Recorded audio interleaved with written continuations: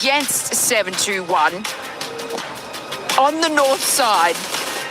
And they were at about like a three-player part. And it's just unfortunate. 721 aren't sort of making these, like, I guess, minor adjustments to have that line of sight on them. And I mean, they're getting caught out by these massive split holds from these. Yeah, I've got to add S2G there. Because they are. Supporting 721 a lot today. Yesterday was Vitality. Can you support Nonch from Red Force?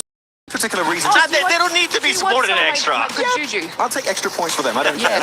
So Can you actually, just Lace, can you just say Hyunbin one time for us, please? Cuban? Okay, there you go. That's an extra 15 eliminations for Hyunbin today. Guys, But yeah. I have a reverse caster curse, by the way. Did you know that? That's called a blessing. Yeah. Yeah. I call it a reverse caster curse for everyone at home. But yeah, just PayPal me. We'll hit you up. You especially you, Max. Okay, we might find a good rhythm here, especially if you're able to curse the team, she'll uncurse them, and then you and I, Jura, will try to curse them again. But for some of the other teams, a big surprise for me has to be Alpha 7. We're gonna have to bring them back, right? For Alpha 7, we're expecting a bit of a jump up today of the likes of what 721 has been able to do, some of the other squads like EDA, but it hasn't been the case for Alpha 7. No, it hasn't. They had a couple of really good spots, and then in this last game, the last couple of games, it really feels like they've fallen back down in terms of that momentum. They're not really building on anything, and we are looking now at the overall ranking because yeah, it is EDA. A7's not on the front page, and I think we know why, but EDA, hello. EDA jumped up all the way to second place. That's what happens when you get a back-to-back. Yeah, I mean, a back-to-back will do that for you. So really good jump up from EDA. Generally a team that I thought would be middle of the pack. I was not expecting to be in here, the top 5, but they just shut us all up right now, and I'm absolutely loving it. The Lake's blessing is real, apparently, right now, though, looking at this page. Young on Galacticos, day 1 Niptro, showing some, like, sparks of aggression. I was really excited, but today, this team just fully disappeared, I would say. Yeah, it's weird. I was really hoping for a lot more coming on through because, yeah, they've been so nice. They've not been playing passive. They've been trying to do a lot of things. They've been trying to control a lot of area, and it's just not really coming through. I don't know if that's because teams are, pushing that aggression a little bit more and they're getting caught out, or if it's more of just faltering in mentality. Looking at this one, I'm sorry, I have to go down at this point. Tiamba, what is going on? They're so passive. This does not look like the Tiamba we saw play so well back in the Macau Invitational. They look like just a shadow of their past selves. So Tiamba at the whole region, honestly, the whole Chinese region looks like that because they have not been performing well at all. All gamers had like some good moments, but Tiamba, I would say, is the team that was expecting a lot of aggression, and I'm sorry to say I've been disappointed, especially by QZZ. He's not even taking any fights. They're so passive. There's still time to exit the bottom 3, but top 5 for Tiamba, not happening. All right, well, hey, I've been able to surprise you guys in the past, so I'm gonna surprise. No, keep looking forward, sir. You're in class right now. Okay. Because I have a surprise for y'all that you get a chance to open up. Here you go, Max. Hold this for me. Yes. We're gonna be opening them up. You guys are gonna get some mummies. I get to keep the rest, so I'm not even gonna try one up. But please, do me a favor. Open them up and see which one you guys are gonna be getting. If you get the one, that'd be sick. Oh, it rips. Wait. Oh my god, it's okay. You're not gonna keep the box. You're gonna keep what's inside. Oh, and there's also inside a package, so you're gonna have to do 2 unboxings for me. Well, I got a card. What do I have? What do you think you're gonna be getting? Nothing right now. Just open the thing. Okay, don't look at the card. I'm gonna be getting the blue one, the blue and white. Blue and the white. I'm gonna get the blue one. Oh, you did. That's actually pretty sick. Okay, Lace, what are you gonna get? Okay, ready? Are you ready? Oh, squishy. Yellow. I got a classic mummy. Nice. Those are sick. I win. Those are sick. Okay. Your one? I like them. You know what? Yeah. Nice. I like it. Doesn't matter who wins, who's the best one, because now I get to keep them all. Yeah. Oh, Looty. We're halfway through day 2 of Group close. B. It's crazy. We've got some teams in the bubble as well. TT Project, Dopeness, Tianba. Yeah, I would love to start stepping in one of these teams. Step in? Look, dude, I don't know if you're good enough at this game. Oh, no, I'm not speaking about playing. I'm so bad. I'm speaking like a motivational speech, like a coach. Yeah, a motivation. Okay, that could work, yeah. How do you do? Oh, how would I do it? I don't know. I would say something like, guys, we're in the bubble. We have to do something. But, you know, trust each other. We have to play our own game. Trust the IGL. Oh, that's nice. That's calm. That's cool. Yeah, man. I feel like I shouldn't ask this, but how would you do it? I will do it the French way, like something like. Okay. Bon, maintenant les gars, on va arrêter de faire de la merde. Hein. On va continuer à jouer plus correctement. On va faire attention à la zone. On va faire. Dude, you're terrible. What did you just say? I just say something like, we're a big family. We got this. And let's win together. I don't think I believe you. Back to Caster, guy. Game What 4 did you now. say? I said back to Caster. What did you say? Game 4. It's now. Hey, you know what? I don't think I believe him either. I don't think that's quite what he said, but my French is not quite good enough. We'll have to tune in with Max to see if that was real. We will have to tune in with Matt. Unfortunately, he's laid dead out on a table at the moment, completely slammed out by a chicken leg from Evil 7, apparently. But we are getting in towards our fourth game of the day so far. Ida on a back-to-back, which was kind of amazing to watch and is making it quite difficult with some of the teams at the top. We thought it was kind of a secured top 5. Ida, however, battling their way in with fair ease on day 2.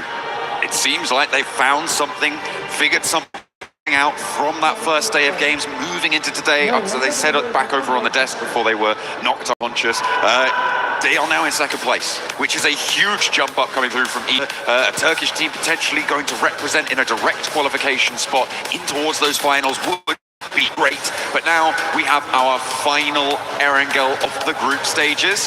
For Group B, this is their last chance to take a turn around the grassy pastures. Some nice even points available here on Erangel as well. Teams want to make it happen. Unfortunately, today has been pretty rough in terms of play math. A lot of ones down towards the south side of the map, making it a little bit more comfortable. We are going to get another, actually, from Lepovka down towards the northwest side of Millie Base, which is, again, I would say it's a pretty awkward playing path.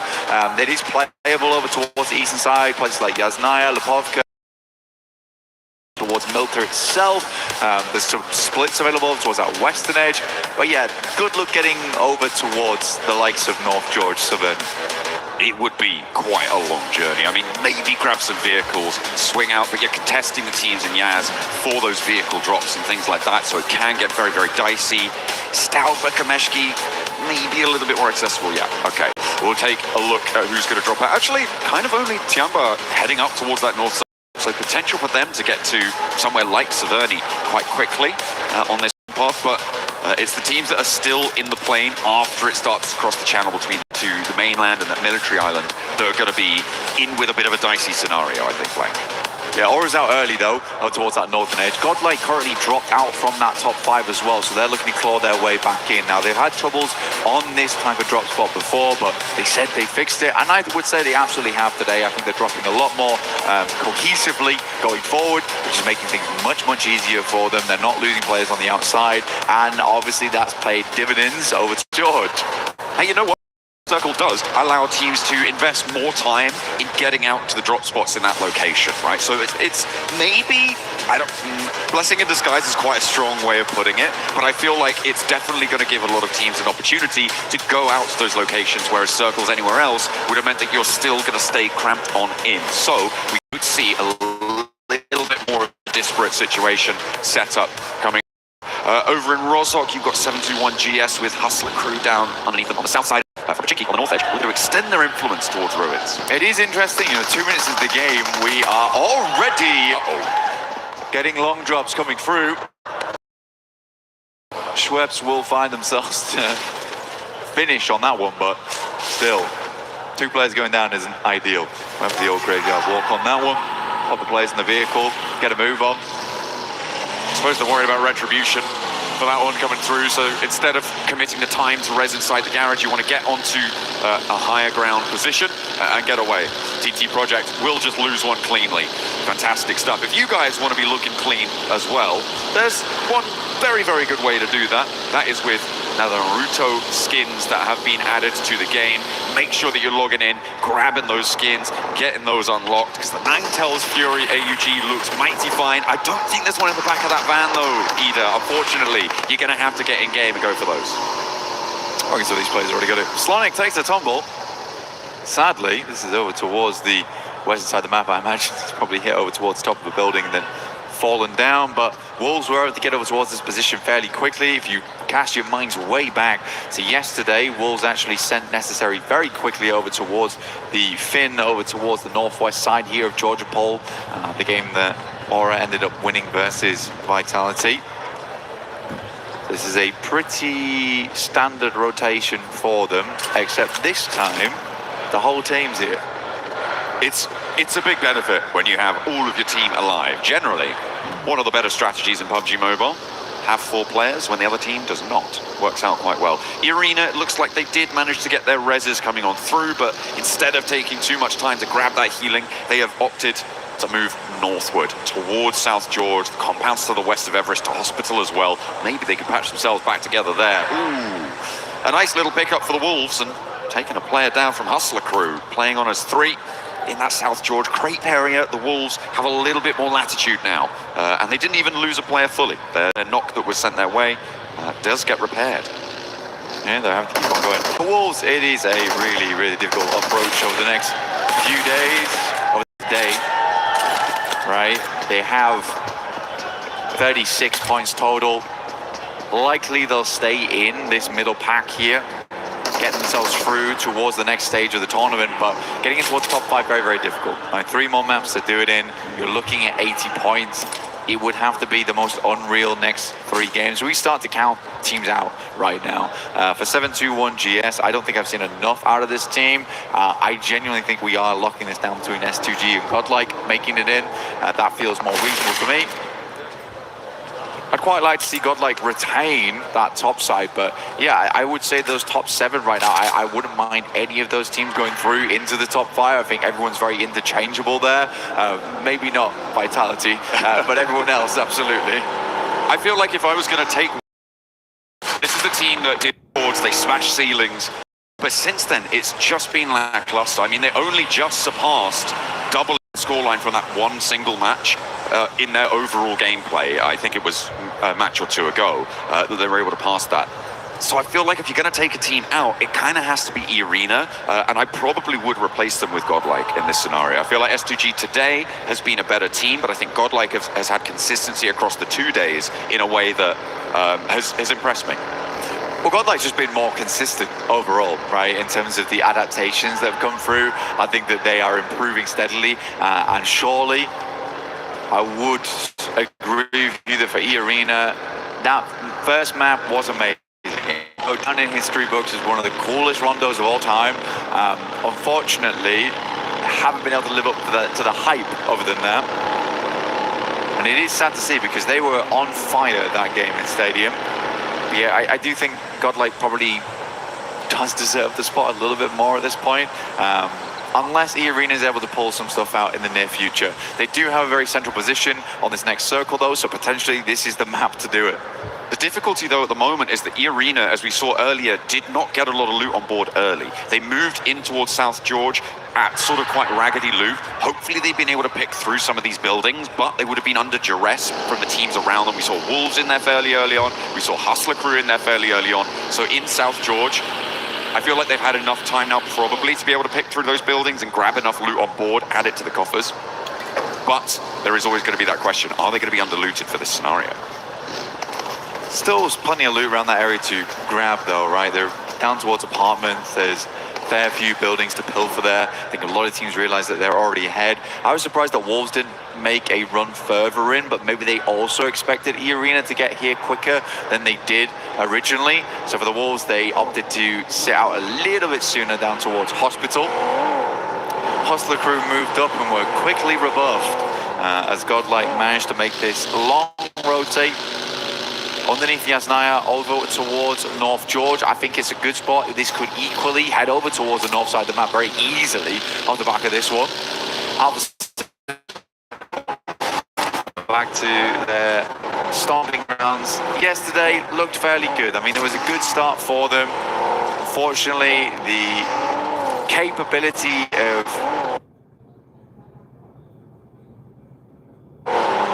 transferring that same prowess we saw in the first 3 games, not really there going forward. Again, Alpha 7 for them, it is a little bit scary. They're on the cusp, 37 points down towards 26. that could switch up, but they have a fair few teams as buffer. That they do, but they've also got a track record of getting eliminated at the group stage at global tournaments, you know, so that's gonna weigh heavily on the mind as this circle is, and that is beautiful for Alpha 7. Up in North George, they were right at the edge of the pack, they're thinking, oh, maybe we can scamper across this bridge, but no, they can hold strong now. Yeah, like for Godlike, actually North George wasn't bad. This could easily head to the north side, which is. And you can see that Alpha 7 do have the center dot right now. They're over the western side of North George. Tiamba, you got Eagle taking a couple of shots through, trying to ward off any players around them. But yeah, this is going to get very hot very quickly. There's a huge amount of water still involved. Can't really see it because of all the players littering over towards Everett. But this is lilting Northern. It does seem to be. I mean, about 50% of the circle is on the north side of the river. And it's going to be teams moving across a TT project heading to the water. I think it was Dopeness trying to go across. Some conflict between 721 and Wolves. Wolves have swung all the way out east side, despite being in South George so much earlier on, losing Baton, but they are across now and one of the few teams to make it through over onto that northern edge. The rest of the bridge is much, much more treacherous. I mean, Wolves actually getting through here with 3 players, pretty miraculous, honestly. You're passing through Box Compound as well as Watchtower. That's a lot of capability to take your entire team down. I think a lot more teams are going to struggle to make that crossing and probably will take more casualties than just that. Now, E-Arena, are they going to go for the bridge? That's the question, John. I think it is a pretty big question. At the moment, it feels like they're trying to hold the bridge to stop teams from the south moving on through, but that is then a trade-off in terms of the time you could maybe spend navigating that bridge yourself or trying to open up an option on that northern side. Being trapped on the bridge, though, is the worst case scenario. You do not want to be locked in there. A team comes in behind you. You find that it's impossible to move through on the northern side. There's always the water rotate as well as an option, if it comes to it. Yeah. Unfortunately for them, they've got 2 teams breathing down their necks in Nongshim as well as Vitality. 2 very scary teams, I would say, to go up against here for E-Arena, and they're trying to hold both of them out right now.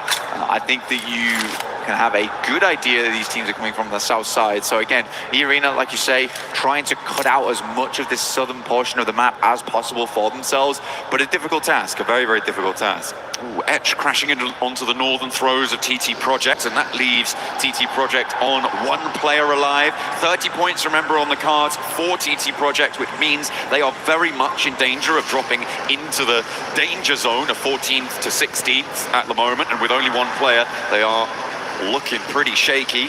The only saving grace for them is that there is another team behind them who have also lost quite a few players. Dopeness playing on us too, but they are much safer in towards the middle of it. Oh, that's a lot of water, Black. That's really unenjoyable. There is a world where this goes back south towards the bridge. There is a world where that happens. I think it's much more likely that we end up in North George, but it's very rare that you get these circles towards the mid portion of the game with both North and South George in play. This is a scary one, very, very scary one.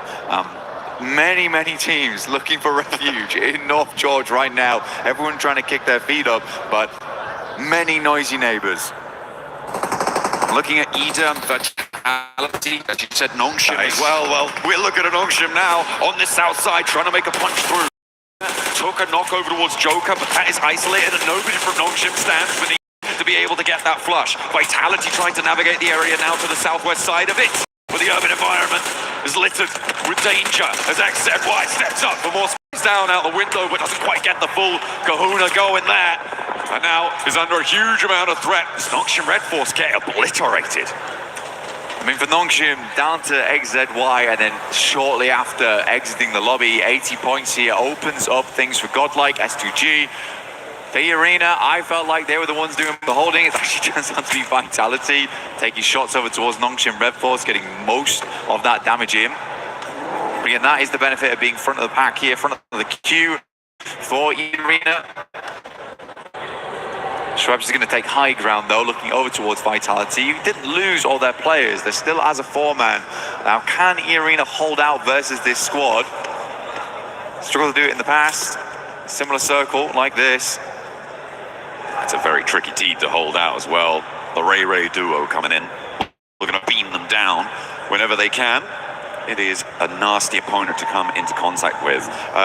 we were reminded by some of the people behind the scenes that Schweppes is technically the only player here who could get a triple title from PMWC. There is an opportunity on the cards for Arena to be able to make history on that front, as he was able to win 2 of them, I believe, with Vampire in some of the earlier days of the tournament. So we're looking to try and bring that power to 2026. Unfortunately, it's been one game. They're one good game, right? Yeah. So it's not looking massively hopeful so far. Again, this is one of those games where they could strike out a 15-pointer, see themselves much safer going into map 5 and 6 over on Miramar. But goodness me, urban finishes, never fun. We're going to get our next circle real shortly. S2G finally breaking in to the circle on that eastern side. Our observers do find the map eventually. This is nice. This is going to transition into a full map shot. There we go. Beautiful. I could see it in their minds. They set that up. That was pretty. It did. It actually did. This is a bridge circle. So what do you do here? I mean, E-Arena don't need to move right now. Sure, you might want to get central, but you can get onto the bridge later. You could just sit there and ruin the day for, well, actually, to be fair, very difficult to ruin Vitality's day right now. Chilling. But for Ida, this is nasty. Thanks, boys. Appreciate it. This is not just a bridge circle. I don't think you can announce it like that. This is an insane circle that teams are going to hate. We're going to be playing underneath the bridge for a long, long time. E-Arena's position became all the more important down towards the south side, but goodness me, this is getting treacherous. Like, where does it go next? He's going to have to hard shift back up towards that northern side, if anything, but it could come back down towards the south. Actually a wild, insane position to be on for all of our squads. Godlike loses 1. Vitality looking to move in. Beautiful bouncer. Up the staircase. Nades now from Vitality. Looking to keep the pressure up for E-Arena. They've already taken a knock in this location before. Ida want to get stuck in. A third party here could be big. I think that's what came through just there. Darkin able to land the shots over towards Federalis, but Razak is in the building, looks to pop that smoke, keep them in a bit of cover there. The res comes through. Schweppes, oh no, has to move for the Molotov, and the burn is able to take down Joker. Schweppes maybe next for it as the nade goes boom right by his ear, and a drop down from the top will be sealing the deal. Schweppes falls in the arena, now on 2 players. The nades so far from Vitality have been just disgusting. Like, that's actually criminal. The airburst on the top side, you do not see players hit those very often with such pinpoint precision. Can you imagine the Razy's providing a lot of that information back towards his team? You would ignore the minimap here. He isn't out in the water. He's watching from the hilltop that he's sitting over towards that western side. Really, really incredible stuff. Ida did rock up as well. The rest of E-Arena playing underneath that bridge now, but wow, what a breach by Vitality. I imagine that there are going to be plenty of people putting on their swimming goggles for this final circle, Black. A lot of remnants. The saving grace of this circle, if there is one, is the fact that the majority of the buildings in North George are still in. It's going to mean that the next circle is particularly brutal, but there is a lot of area to contain all of these players, whereas in an open zone, that might not be the case. At the moment, Edge, they pushed in from that northwest side. S2G looking to follow in behind on that northwest edge as everybody's crowded around those apartment buildings. Aura trying to get rid of Edge over on that western edge. Alpha 7 a little bit further in. Again, good opportunity here for Alpha 7 to try and solidify their position on the middle side of the tables. I think they realize they're not going to hit that top 5 today, but what they can do is ensure they don't drop into the bottom 3. Send home Tiamba, Edge, Hustler Crew, all the ones to go out now. See the Alpha 7 fans currently watching with bated breath here. This is sort of home ground, honestly. That North George drop. Alpha 7, Godlike, both have been here for a very, very long time in North George. Now the neighbors are noisy. Make sure to keep them under control. Try and find a little sense of decorum in the zone. Number protecting their patch, and there we go, but it's like still so much water in this one, Blank. That whole stretch of bridge, and the south side fight between Vitality and Ida is gonna need to pop off, and that is how you want to start it. Vitality open with a knock over towards Rita, their forward position. That's gonna draw the backlines from Ida forwards because they don't have a lot of time either before this zone starts closing. Less than 30 seconds to get it back up, to get in a position to jet across that bridge, or indeed jet underneath it. Yeah, Razy's just a good spot here. That's going to massively slow down Ida, like you say. It's a hard position to be in going forward. The Vitality, how do they want to make this cross that? I think TT Project not really in a position to hold them out on the other side of the bridge. A lot of teams likely not looking that way, trying not to expose themselves, but Vitality still have to make their way in. Where do they crash onto? Are they going to send it first? Looks like they're setting up the smoke train. I don't think they're banking on every single player making it, but right now everyone's on full HP. This is a very efficient cross from them. They made it through the first break. E-Arena are underneath the bridge, so they do not have a say on this, making it to the middle spot. This is a good hold position against Ida. I think that they're wise to not try and send it all the way across because they just don't probably have enough information to know where is open on that northern side. It's just not possible for them to have scouted it. So just sitting up here, holding that south edge, they can start to slowly go forwards on that bridge in a future instance, and Ida, they're just going to have to go into the water and try and swim it. Yeah, Ida going to send that over towards the eastern side here. Vitality probably sees this, but can't quite make the angles happen here because they are trying to avoid the shots coming through from the northern side, from the buildings, from the windows, in apartments. Tony K dropping down from E-Arena, trying to get some shots himself, providing that information back towards the rest of the team. See Hustle Crew here, also Loco trying to work his way in. Final player there from TT Project did go down, 30 points as well, so TT Project in the danger zone. Dopeness tied up with Tiamba, who found 3 elims this match. On that east side, Tiamba actually have a pretty good spot on it. Mormon and Tony K able to get the angles. Tony K steps up onto the cliffs. He's not out of the zone just yet, but has a little bit more time to play with it. Stage 5, he's full HP, he's got some stims going as well. He can hold it for quite a while and make Ida's life really tricky. Rita goes down. Emre next up on the chopping block. There's the spray and there's the connect. E-Arena doing bits to stay up in the top 5 and take down one of their closest competitors in the run. Some incredible shots coming through from E-Arena. I mean, Tony K hitting those. There's a possibility to kind of like against this as well. Pull a weapon for a very short amount of time there, you can see. Just try and spam your screen and get the shot off. But you see here, S2G also are looking this way. Underneath. Next circle though, where will it go? Will Vitality get thrown a bone here? Will we head out towards the bridge? Have one of the most unbelievable groups of all time over 2 days. Vitality with the double drop down. They're down into the water here. I mean, they know they're probably not getting across the bridge, so I guess it makes sense. Drawing fire from teams like S2G across the way. See if that's going to pay out for them. They may just stymie everything on the south edge. In the meantime, Godlike trying to hold as much ground as they can. Tiamba behind them. Yangon Galacticos with a little entry there as a duo in one of the puzzle pieces. And the remnants of Plenty team who has fallen before them. Now everyone trying to make their patch in North George. Aura still, decent spot. Vitality tried to use the vehicles to get good information on where these players were at before attempting to make their move forward, but it's got to be some snaking swims to the coastline. Razak's going to take a quick breather in the meantime. S2G also along the way. Lost, peeks out for a little bit too long. An overzealous nade maybe, but does get quite the distance over towards GS. Gets pretty close, but yeah, not quite the full distance. Yangon Galacticos with 2 against 3 from Godlike as we choose back into the puzzle pieces. Godlike now committing to this fight, trying to push past Yangon Galacticos, get away from Tiamba. Smile, Molotov out the door, does manage to burn them back, but doesn't quite tag too much damage. Takes a nade to his feet, but does stay alive, stays standing, can start to heal, and out the window Romeo falls. Over the balcony, and Godlike might try and follow him. Vitality taking a lot of hefty damage here coming through from GS. Unlikely that that's going to continue any further. Yangon Galacticos, defending champions, currently set to go through to the next stage. Glory probably not straight to the finals. They'll have to play another stage here prior. Alpha 7 look to regroup. Just gonna daisy chain over towards the rest of the squad.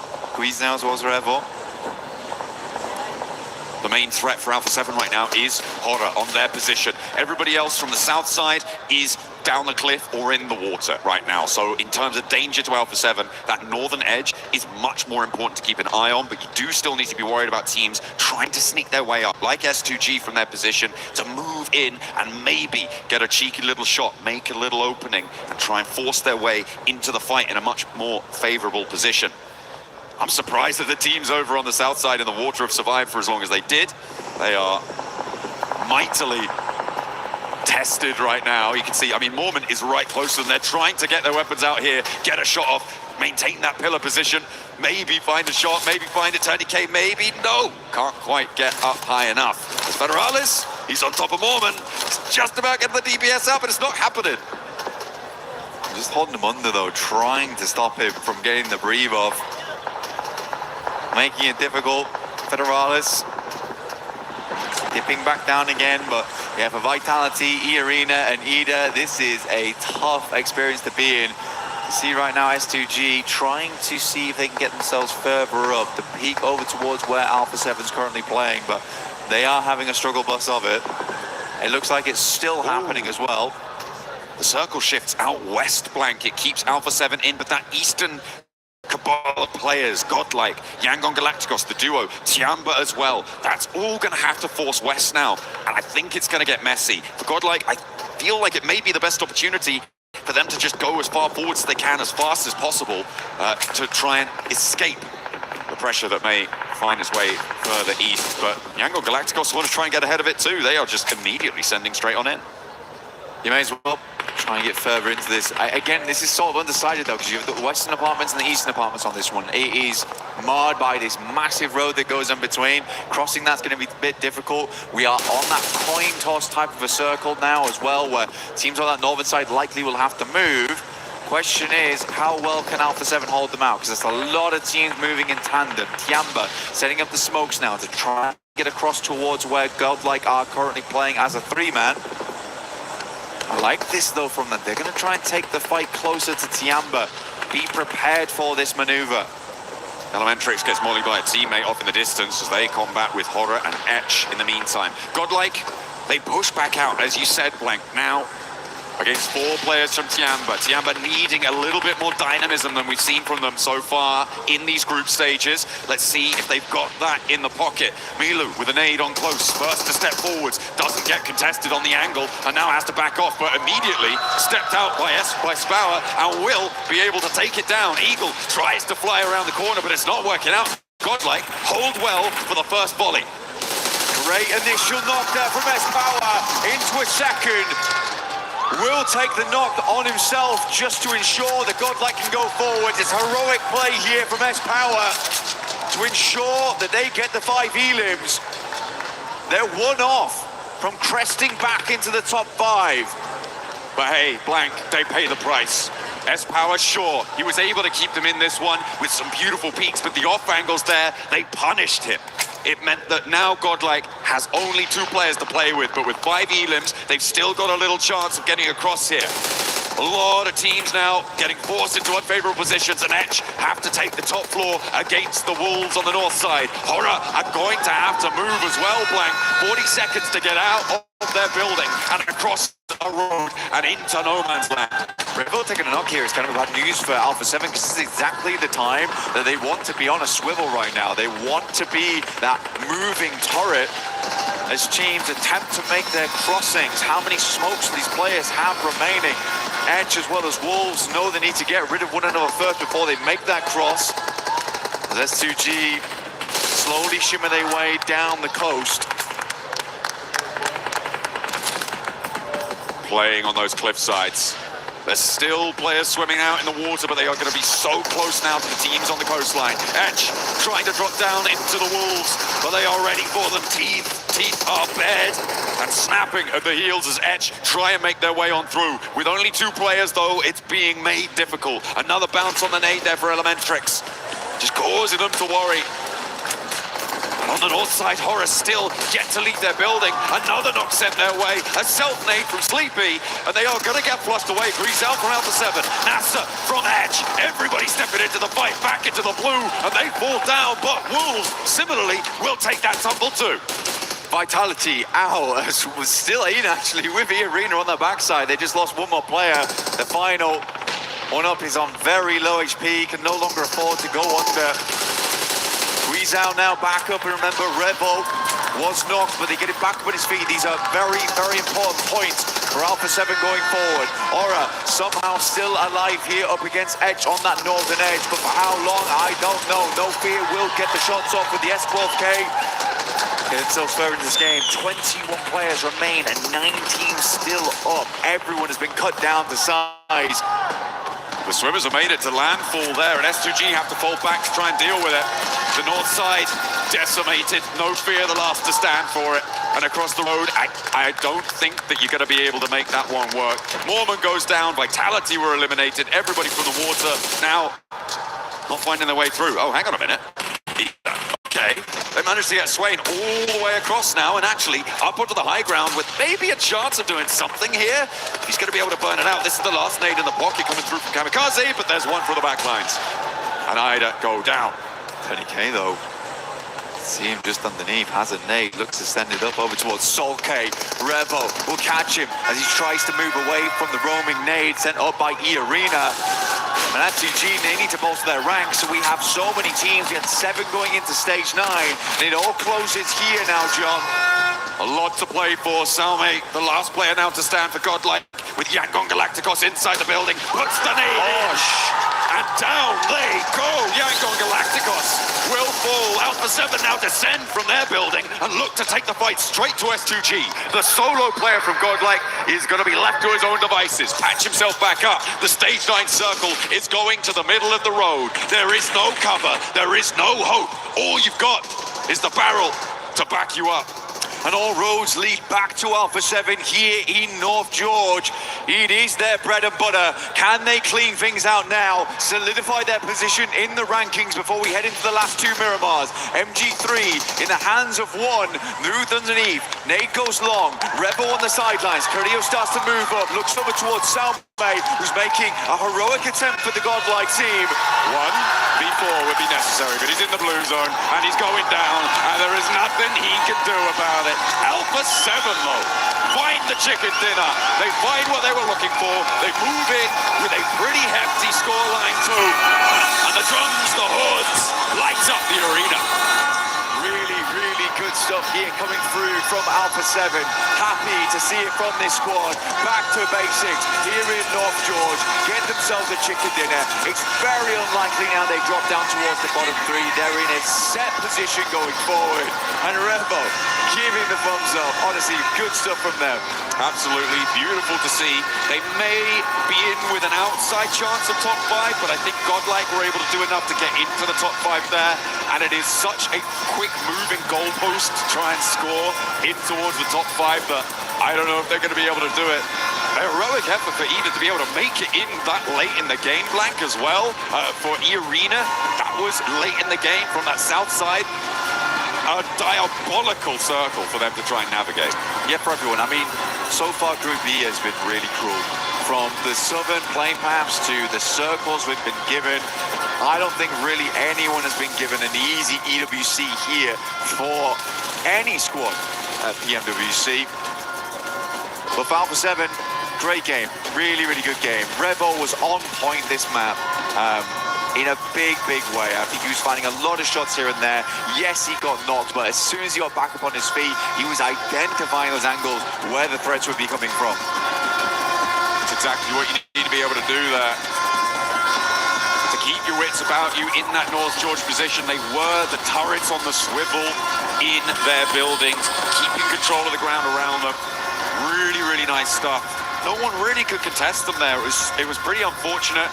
On that north side of the road, it just wasn't possible to make it across. So for Horror to be able to be the last ones alive in that scenario, that was a good result for them. And you talked about their consistency.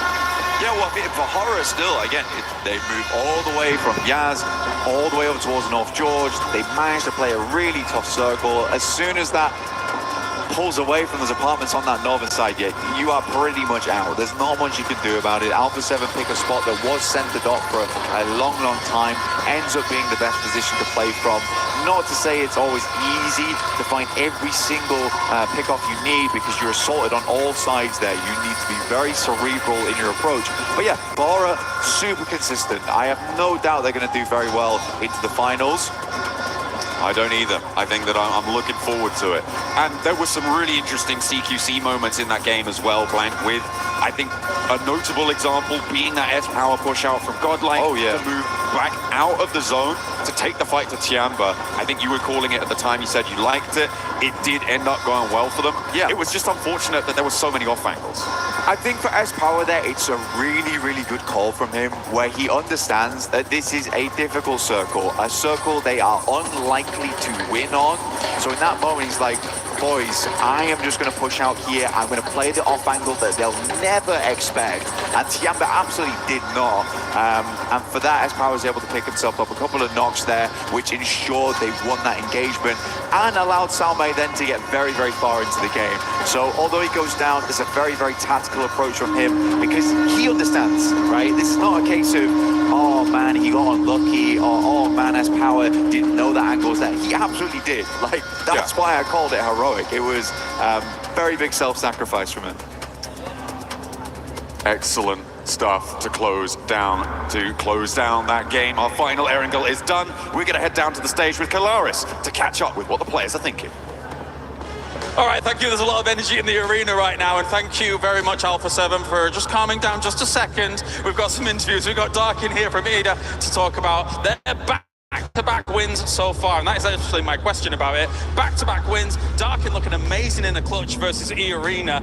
After what happened yesterday regarding their results, did they think that they were going to be able to perform this well, and was there any changes from day to day? Arka arkaya 2 tane win aldınız. Bunun için öncelikle tebrik ediyoruz. E-Arena'ya karşı çok büyük bir clutch kazandın. Dünkü sonuçlardan sonra bugün değiştirdiğiniz herhangi bir şey var mıydı? Hayır, hiçbir şekilde değişiklik yapmadık. Stratejimiz hiçbir şekilde değişmedi. Sadece mikro hataları daha aza indirdik. O kadar. Teşekkürler. Actually, we didn't change anything. We always play our own game. We just adapted to our small mistakes that we did. All right, and I guess finally, are you going to be able to continue this on, get top 5? It's looking really good for EDA right now. What are your thoughts regarding that? Ya şu an İda için çok iyi görünüyor. Top 5 içindesiniz. Bu şekilde devam edecek mi sizce? Top 5 olarak kapatabilecek misiniz? Umarım öyle olur. Büyük konuşmak yanlış olur şimdi. Teşekkürler. I don't want to talk big, but yeah, I hope so. All right, well, thank you very much, Darkin, here for joining us. I do also have Revo after that victory. Come on, guys, give us a little bit. I had to. How are you feeling right now, Revo? Well, we are feeling good. I think like we did a bad day, but I know it happens. Like we are trying to do step by step, brick by brick. So we are doing, like trying to recover ourselves, and we're gonna try to do our best in these last 2 matches. Crazy circle there over on Georgia Pole, of course. How are you guys feeling about it? Obviously, in an urban ending like that, it gets very difficult, but then the circle centers on the bridge for some of that. Was that causing you guys some concerns internally? What were you thinking? I think like give us much confidence, and like God said to us, hey, I will give that and win. All right, thank you very Actually, no. Do you have anything to say to your fans, Revo? Amo todo mundo, hein? Tamo junto. All right, give it up. We're headed on back. That's up for 7.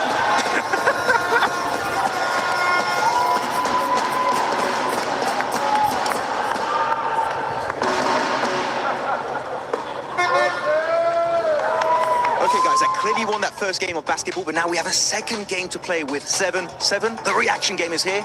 Anything you want to say before you start? I'm gonna vitality him. I haven't even played yet, but okay, I guess go for it. Okay, I'm checking it out. Drop a Federalis right now. Okay, 5 seconds, get ready. It's coming up. Wow, why am I like this? I do animation. Come on. Oh, you're terrible. Oh, you got one. Okay, one. Hey, don't throw that at me. Focus on your game. Oh, no. Okay, Lace. Come on, another one. Oh, they're playing with you. They're playing with your mind. Come on, I'm going to disrupt you. Come on. Hey, there you go. Come on, 2 more. Yeah, I mean, this one's easy. That doesn't count.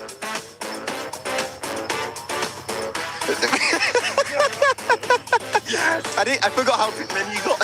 We're gonna set it up, and he's gonna do it. And you guys gotta let us know how many I ended up catching, because I lost count. Yeah, same. We'll be right back.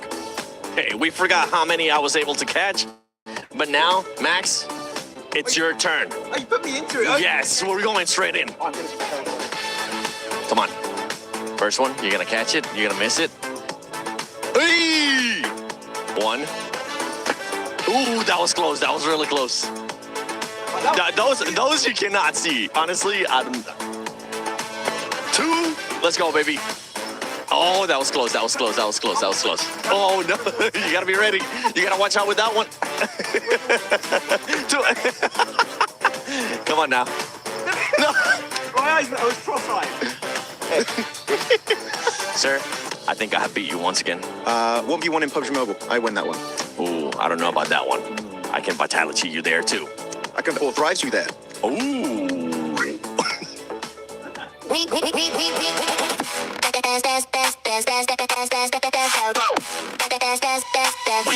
Esports World Cup up.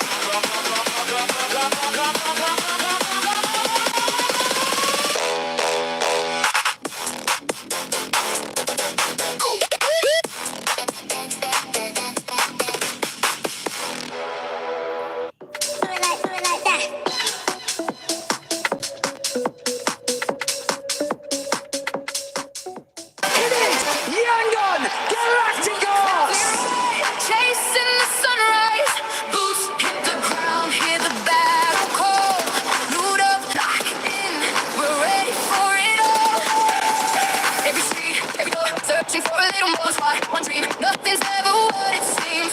The circle's closing in. Can you feel it on your skin? Heartbeat like the drum. The final fight has come. Fight till you make it. Never gonna break it. Stand your ground and take it. Right into the fire. Fight till you make it. Every move can change it. Higher and higher. We're reaching for the winner. Winner, chicken dinner.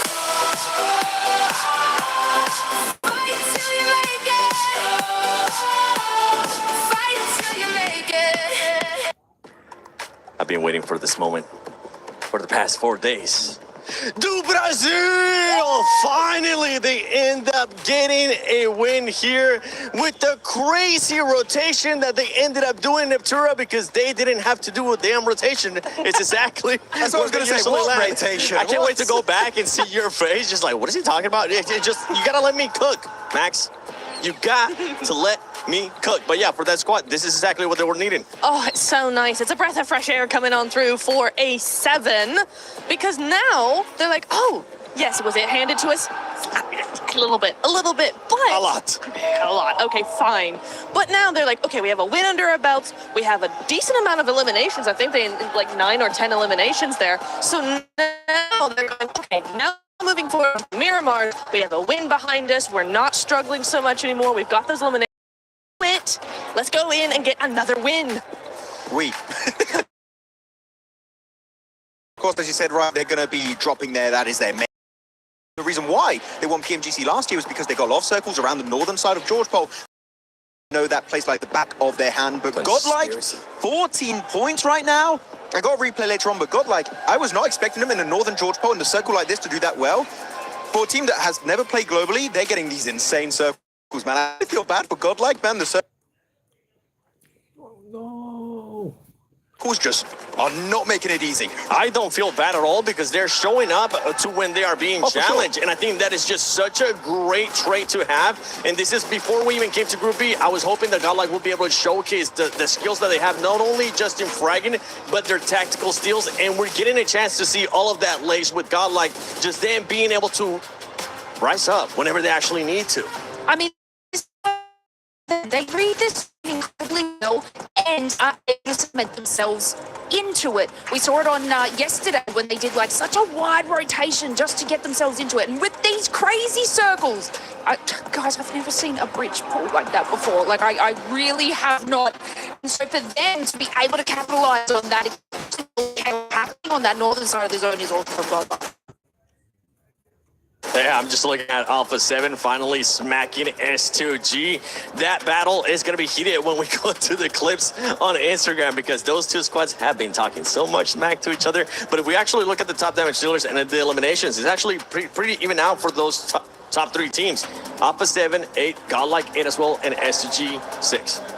Yeah, I mean, really looking at it, Alpha 7, Godlike, really well done. I think the highlight team from this game is S2G. Yep. Like, they've really put so much on display. Last game, right in that field finish, we did see a little bit earlier today versus Ida. And now in this game, the final wrangle here for Group B. What a great northern rotation entering the city, seeing the city. Oh, it's a little bit too busy over there. Then going for the cliff side when it's still on the bridge, Niptura, and then just kind of number one, fishing out teams. HamCG was just farming E-Arena. There was Ida. There was Vitality just getting point after point. Really good execution. And then afterward, when they clear all the teams out in the water, they actually just use that cliffside as leverage to try and get a little bit of an angle on the teams in the city. It doesn't end up being a win, but for me, S2G was the most impressive team in this game by a pretty long shot. I know you were looking especially at something that happened during that match between Godlike and Tiamba. Oh, yeah. I mean, there were some great smokes from Tiamba, by the way. You can see on the right side of your screen, the smoke's really good to make it cross building to building in case there's an off angle. But look at Somme, not moving an inch. Tiamba sending it forward like, okay, they all have to be in the other building, in the other apartment complex. But Somme cooking up that grenade, waiting for them to go for the cross. The grenade's good damage onto Eagle. And now they're like, we're kind of stuck. We have to come into the play. And instantly, Tiamba fully disorganized. The communication not there. And they get swarmed and destroyed by all of Godlike. What a play. What a trap setup. Godlike coming out swinging here on that last wrangle. Coming out hot to want to make it to the top 5, making it 2 Indian teams in the finals. If that does end up happening, Power has had an amazing, and I mean an amazing 2 days. Not only does this man have great hair lace, he's also being able to put up that eliminations with 2.1. Look, I want to say they've been having a fantastic 2 days. Manya yesterday, Admiano yesterday, now it's Bauer today, which I like that this team can like sort of swap those roles and those cohesion, especially when they're coming into this sort of stakes and this, I guess, this late into our group stages. I mean, this is incredible from this team, and it can definitely tell they're going to deserve a top spot. I wouldn't be surprised if when he goes back to India, he's going to have a new hair product just sponsoring him because it's just... Luscious. Don't say anything. Don't. What did you I'm just try to very do, jealous Max? of his hair. What did you just... Ah, hey, the hair is coming back for Max Mouse. We're going to be taking a look here at the overall ranking. Vitality, honestly, I'm just going to skip you at the moment because you're just so far ahead. Nobody's going to be able to reach you. Godlike Esports does end up moving up to 2nd place. E-Arena, I want you to keep in mind, though, how close it is between all these top 7 teams. If we end up removing Team Vitality, Godlike at 89, S2G at 77. It can be changing in just 1 match, and we have 2 matches left, Natura. Oh my god. I mean, Notion out of the top 5 as well. I mean, they need these Miramars now to really come in clutch because they are so close. They're just 4 points out of the top 5, but they've been going down. It's been a downward trajectory for them. S2G pulling up really close behind them as well. It's now or never. Yeah, talking about Notion. Massive. That game early in the fields didn't push Ida very passive because I think they just wanted to remain in top 5 teams. They're chasing you down. Though on the 2nd page, bottom 3, you got 2 more games, 2 Miramars to make it count. If it plays out like yesterday, only Vitality is going to get points there. So yeah, be careful. If Vitality gets the points, that means that it's going to be even more compact, and it might end up coming down, more than likely, it is going to end up coming down to that final match in Miramar. But before we head into the first Miramar here of Day 2, Group B at PMWC at EWC 26, Jukes, Calaris, and I'm not going to say a pet talk, but are we going to be maybe smacking them again? It's crazy here! It's crazy here! What's going on? You can't even hear me! It is so loud here, Jukes. I can't believe these fans are all here rooting for Horror in a big way. I think we found the Aura fans here, right here, locked and loaded, baby! Because right now, they're in the top 5! We're going to stay in top 5 here at the moment. You can barely hear us because everything's going on, but these fans are going rapid for Horror. I think they're stay in top 5 here. What do you think? What do you think about it, guys? Are they going to get top 5? Let's go!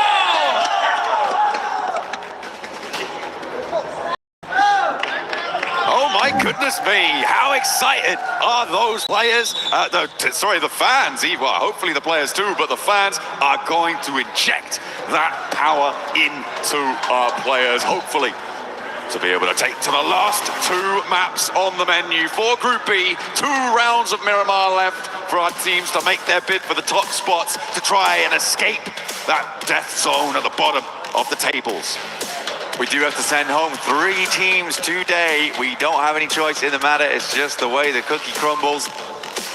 See exactly who those teams are as we head through to match 6 at the end of this. But first of all, we're going to get through match number 5. 2 Miramars coming up. Alpha 7, known for these in the past. Revo's convinced they're winning both. I'm not as convinced, but I would be very happy to hear another massively southern playing path. Wow.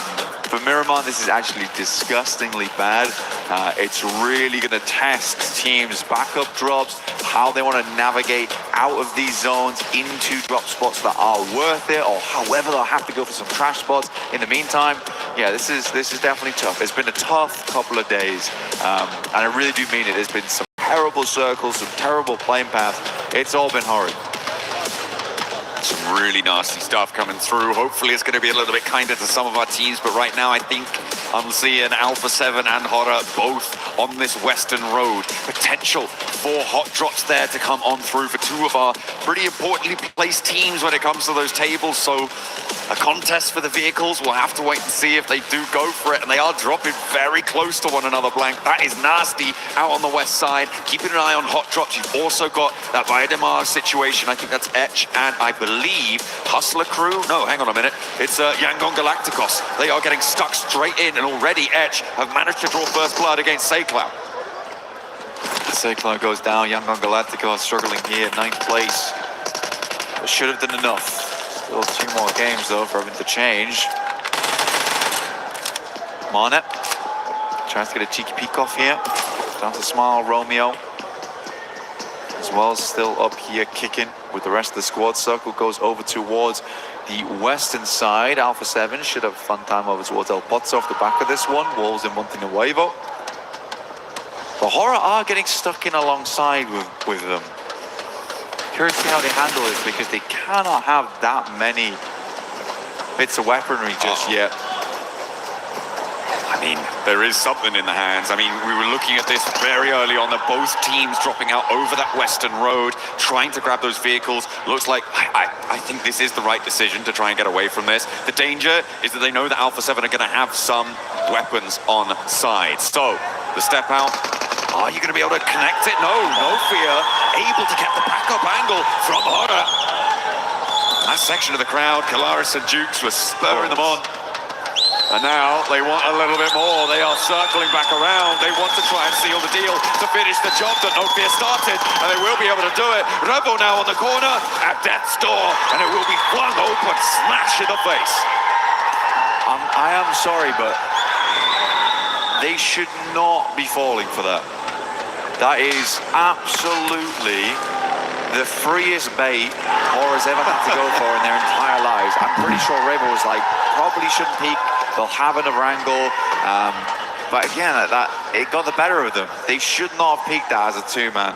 They didn't have the angles. There's full broadside over on that wall. If another player's already set up early, which Horror had done, you have to expect these teams will be going for these plays at such a level of PUBG Mobile here. Yeah, it's a strange one from Alpha 7. I was actually about to be really, really kind and say, wow, really love the patience from Noof as well as Revo there. They decide not to peek because they know that Horror's got an off angle available. Then all of a sudden, it all went wrong. Yeah, it's not too good. But the good news is that they're going to win the game, right? Right, Revo? Right?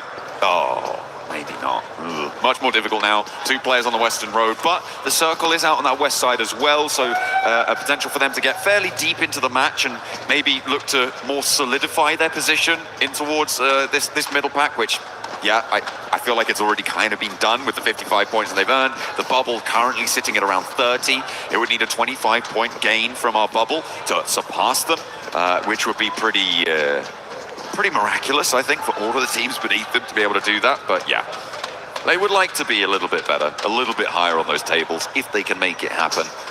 But now they are just too far from 5th. We are going to be trimming the herd of teams looking to make it in. S2G and Nongshim Red Force just behind that bar. There's a team that does love Miramar, it is S2G. Now, they have been fairly lucky before on it. Okay, we go for the PM. Love to see it. Absolutely panned on. Oh, dear. Bit of revenge coming through for Horror. But yeah, for S2G, they do love this map. They've had some luck on it before. This time around, I don't think we can call this luck at all. They're sat in El Azahar. They have to move across. But if there's any time for the Turkish squad to do it, it is right now. To be able to send 2 Turkish squads through would be a very, very cool thing to see for the region. And they're not far off. Okay, Romeo lying in wait, quiet as a mouse, but strikes like a viper as they step up the stairs, a little bit too bold for it, but still in danger. Romeo drops down, Smile goes down the stairs, out wide. Fajita can't quite connect on the shots, and it's going to be a 1-for-1 trade on the angle. Smile still with it, more to do, but he strafes across and can't quite get that spray transfer to connect. And it will be the end for Yangon Galacticos in the penultimate Miramar. Going down on 55 points though, Blank, they're very, very likely to be going to the survival stage here. Yeah, this matters way more for Edge, honestly. Getting 4 elims there is great news. They also didn't lose a singular player. Everyone knows that you really don't want to be losing players too early here on Miramar. It does make a lot of your rotations much, much harder. Some of those holdouts a lot harder as these compounds can get quite large over on Miramar, but we are heading back over towards those crater fields, some of those more open areas of the map. We have a lot of dead ground over towards that western side. We'll be cutting in over towards the mountaintops. Vitality with a little bit of a road ahead of them, but they spent some time to take down the truck. They will be profiting from the loot inside. A really nice pickup for them. Obviously, the addition of those, a massive early game speed up on your looting phase. You do want to be getting on the road nice and quickly. Godlike, they're a little bit closer to the circle, the west point of Los Leones right now. Going for the ghost roll down the hill as he turns the engine on and finally hits the gas. Sends them forwards, careening towards the northern area, just north of Chumacera, to get on into this next circle. The center of it around Monte Nuevo is starting to get quite packed in now. Yeah, the crossroads are going to be a pretty big feature in the future. I mean, E-Arena's already trying to set up early over towards that high ground, but Emre is set up there early on. Might have to dip and head towards the rest of the team at some point, though, because E-Arena might just flow through. The time being, though, it's not a massively priority position, so Emre might just get the chance to sit up here for quite a while, play Lighthouse, and scout out these teams coming through on a full 360. Chumacera is probably the most awkward area of the map right now, and a lot of teams are coming through from there because we had that southern plain path at the start of this match on Miramar. So you have those foothills you're having to navigate through into Monte Nuevo. And you have 1, 2, 3 around Cruz de Valle. That's Nongshim, Edge, as well as TT Project. And then as we head further over towards Monte Nuevo on that south side, we've got GS, we have Hustler Crew, we've got Godlike, we've got half of Wolves, we've got Dopeness too. So this is a very, very packed area of the map for a lot of teams. And even Vitality's coming through from Los Leones now to cover that area. Ooh, Edge lost a player there. We were talking about how important it was that they were able to get the 4 elims to try and jump up out of the bottom 3. But they tried to move someone scouting that northwest edge, and TT Project were able to clip that and send one to the point bank. And they are in direct contest for those spots as well. It's not where you want to be seeing your points going. If you have to go down, you prefer it not to be a team in contest for one of those qualification spots to the survival stage. Next circle displaying itself with a hard south shift. That area that you were talking about being so jam-packed now sits right in the middle of the whole circle. Yeah, around La Diera as well. So pretty awkward. There's a bit of high ground over towards the east and the western side. But La Diera is kind of this dead valley, right? It's not central either. So going for some of those compounds that sit underneath the ridge side, not ideal at this stage of the game, but some teams might be forced into them just as stop-off points. Pretty much just hostels for them to work off the backup before they make their hike towards the center of the circle. But a hard one, definitely a very hard one, because we still have those foothills down towards the south side too. Vitality is just making their way over towards them now. Godlike playing around some of the compounds in Minas del Valle. Oh no, Kamikaze calling for support there. Someone help me. Someone turn me back over, and there he goes, Hamzy, with the assistance, and Kamikaze able to get back on the road again for another journey forwards into an area close to the center of the circle, moving in from the east side. Godlike were able to get one of the high ground areas around Chumacera, but Vitality are now looking to try and share that from across the way. So our top two teams, in fact, right now, Blank, could potentially come into conflict over this area. Yeah, we say top two teams. I mean, Godlike's done fantastic over the last 2 days. They really, really have. But right now, Vitality is just incomparable to any squad. I mean, 142 points. I think they are closing in on the century in terms of elims over 2 days, by the way, just to make that very clear, which is wild, very, very wild. Wolves coming against Ida. Emre did pull off from that high ground on that north side. Arenas flowing through some very, very open ground, but still not a position that a lot of players want to be in. We're heading over towards gas stations right now, but that roadside, get a little further in towards that to end up in Chumacera proper. I don't know at this stage, Liam. It's very hard to tell. Vitality trying to move on through. The speed, who lobs a nade down in but doesn't really connect on much. Razak is going to be forced away from the stair push by a Molotov to slow things down, allow Etch to marshal their response, to get into position to respond to this Vitality aggression. Trying to peek out the window. Speed has the confidence of his teammate up the hill to cover up this angle, allowing him to play on the windowsill. Tries to find the lineup down the alley, down the hallway there, but it's not going to connect, and instead it's turned around on him, and now Etch have to get off that high ground too.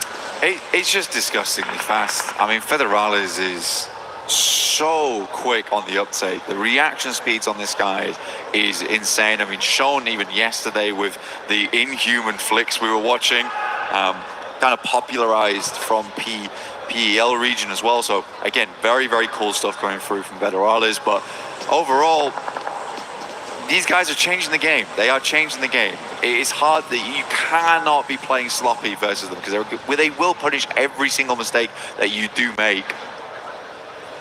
Godlike again, slow roll.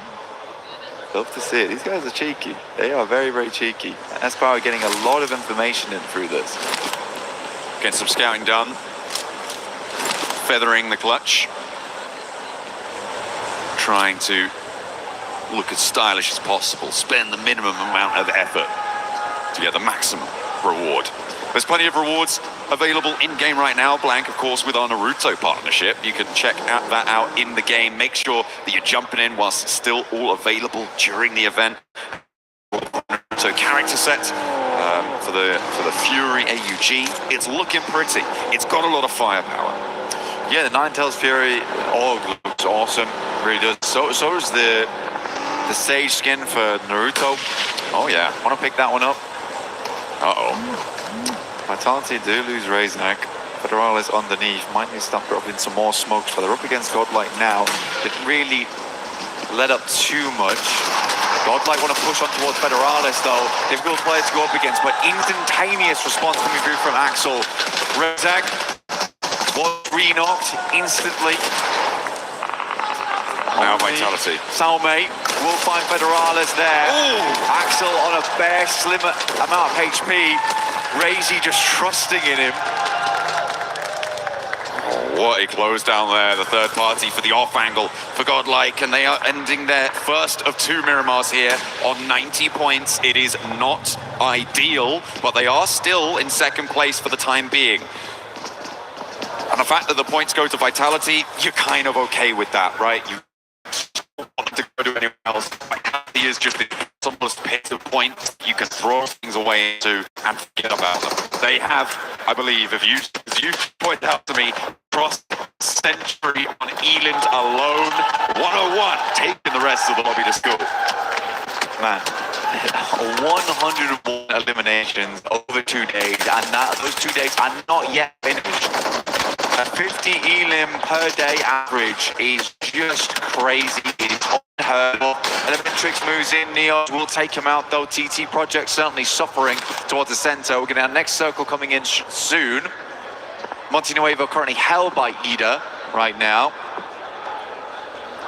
It does head back down towards the southeast side. Big barren landscape there. A lot of rocky outcrops, a couple of death lakes to play around with. Tiamba down in 14th. It's not a massive jump up they need, but so far Tiamba has been a little bit lackluster on the gunfights. They do have a pretty good position in this circle, so hopefully they can get value for it. TT Project, though, in this fight, looking to try and trade blows with them at the moment. They're out of danger, but they are so close to it. They are on the precipice, so a win on the fight with Wolves would be great news to try and give them a little bit of runway in this circle. Around the corner now, drops a nade out. Lots of damage pouring on out from the end of that SK-12, and it is just too much for them. Maybe the nerves are getting to them, and he's charging down the stairs, looking for the last player. A final nail to slam into the lid of the coffin. But TT Project give an opening for the teams behind them, but he turns tail up the stairs, and Neos lives on. Neos does a great job. I mean, Batons really did come out swinging. Nongshim finished it off there, got the sound cue and kind of spooked him on both the pimples. On the nades, Nongshim Red Force moves up over towards Aura. South side of Monte Nuevo. Good shots though. Very, very good shots. Coming out from both teams. XZY down, as is Sky, but Hyunbin taking a fair bit of damage from off angles, forced to drop a smoke here. No fear, moving forwards already with that first knock. Hitting the deck, going for the crouch, rolling forwards, but does finally get shut down on his approach. It was so close to going pear-shaped there, but he kept his nerve. And now Horror with the one player alive, Nongshim Red Force. Looking to keep themselves under control. Tizzy wants the reses, but Sleepy's out in the blue zone. A fair distance away from this fight, no real chance to get these confirms, to get these flushes, and most likely to get his teammates back. Not to mention, Nongshim Red Force know exactly where this guy is. Yeah, they're good to go. I mean, Sleepy's not making his way in anytime soon, so easy on the side of Nongshim Red Force. Should be able to pick him back up again, but it's a case of moving across this road. And in the meanwhile, Alpha 7 creeping up behind them. This is an aggressive play coming through from them. Carrillo leading that charge on side. So easy, will finish off, no fear. Where do both these teams go? Alpha 7 on the low ground. Tizzy with the Mini 14, that's dangerous. Can't ignore it. Or do so at your peril. Ida with a nice central position to try and protect the area, but not only that, their 5th place bubble position in the direct qualification spots. They can leverage a lot of influence over this part of the zone on the western side. And Tiamba, as we highlighted earlier, on that east edge, looking to do the same and get out of 14th place and into the survival stages. One of the only PEL teams, well, the only PEL team with the chance to try and go there. Excited to see it happen, but again, tough. Very, very tough right now. They still have a little ways to go. Shots raining round. The drums start again inside the arena as we hit the 17-minute mark here. Circle heads over towards the northeast side. S2G, once again, I mean, they're good at Miramar, and they're also good at qualifying last minute on Miramar too. They control both sides. There's a bit of a greedy split they've got going on, but they also have a lot of vision. They've got a lot of range in this area. Yes, it is greedy, but until they start seeing teams trying to push over towards these points, understanding that the north side is most likely the clearest area of the map, depending on the playing path, they should be okay. Remember, they swung in from El Azahar. This was a long journey for them.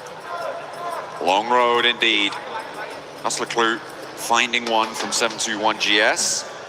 That south edge in the meantime, Vitality are behind them in the queue. They did lose Federalis earlier, obviously. 5 eliminations already, fine, you'll take that.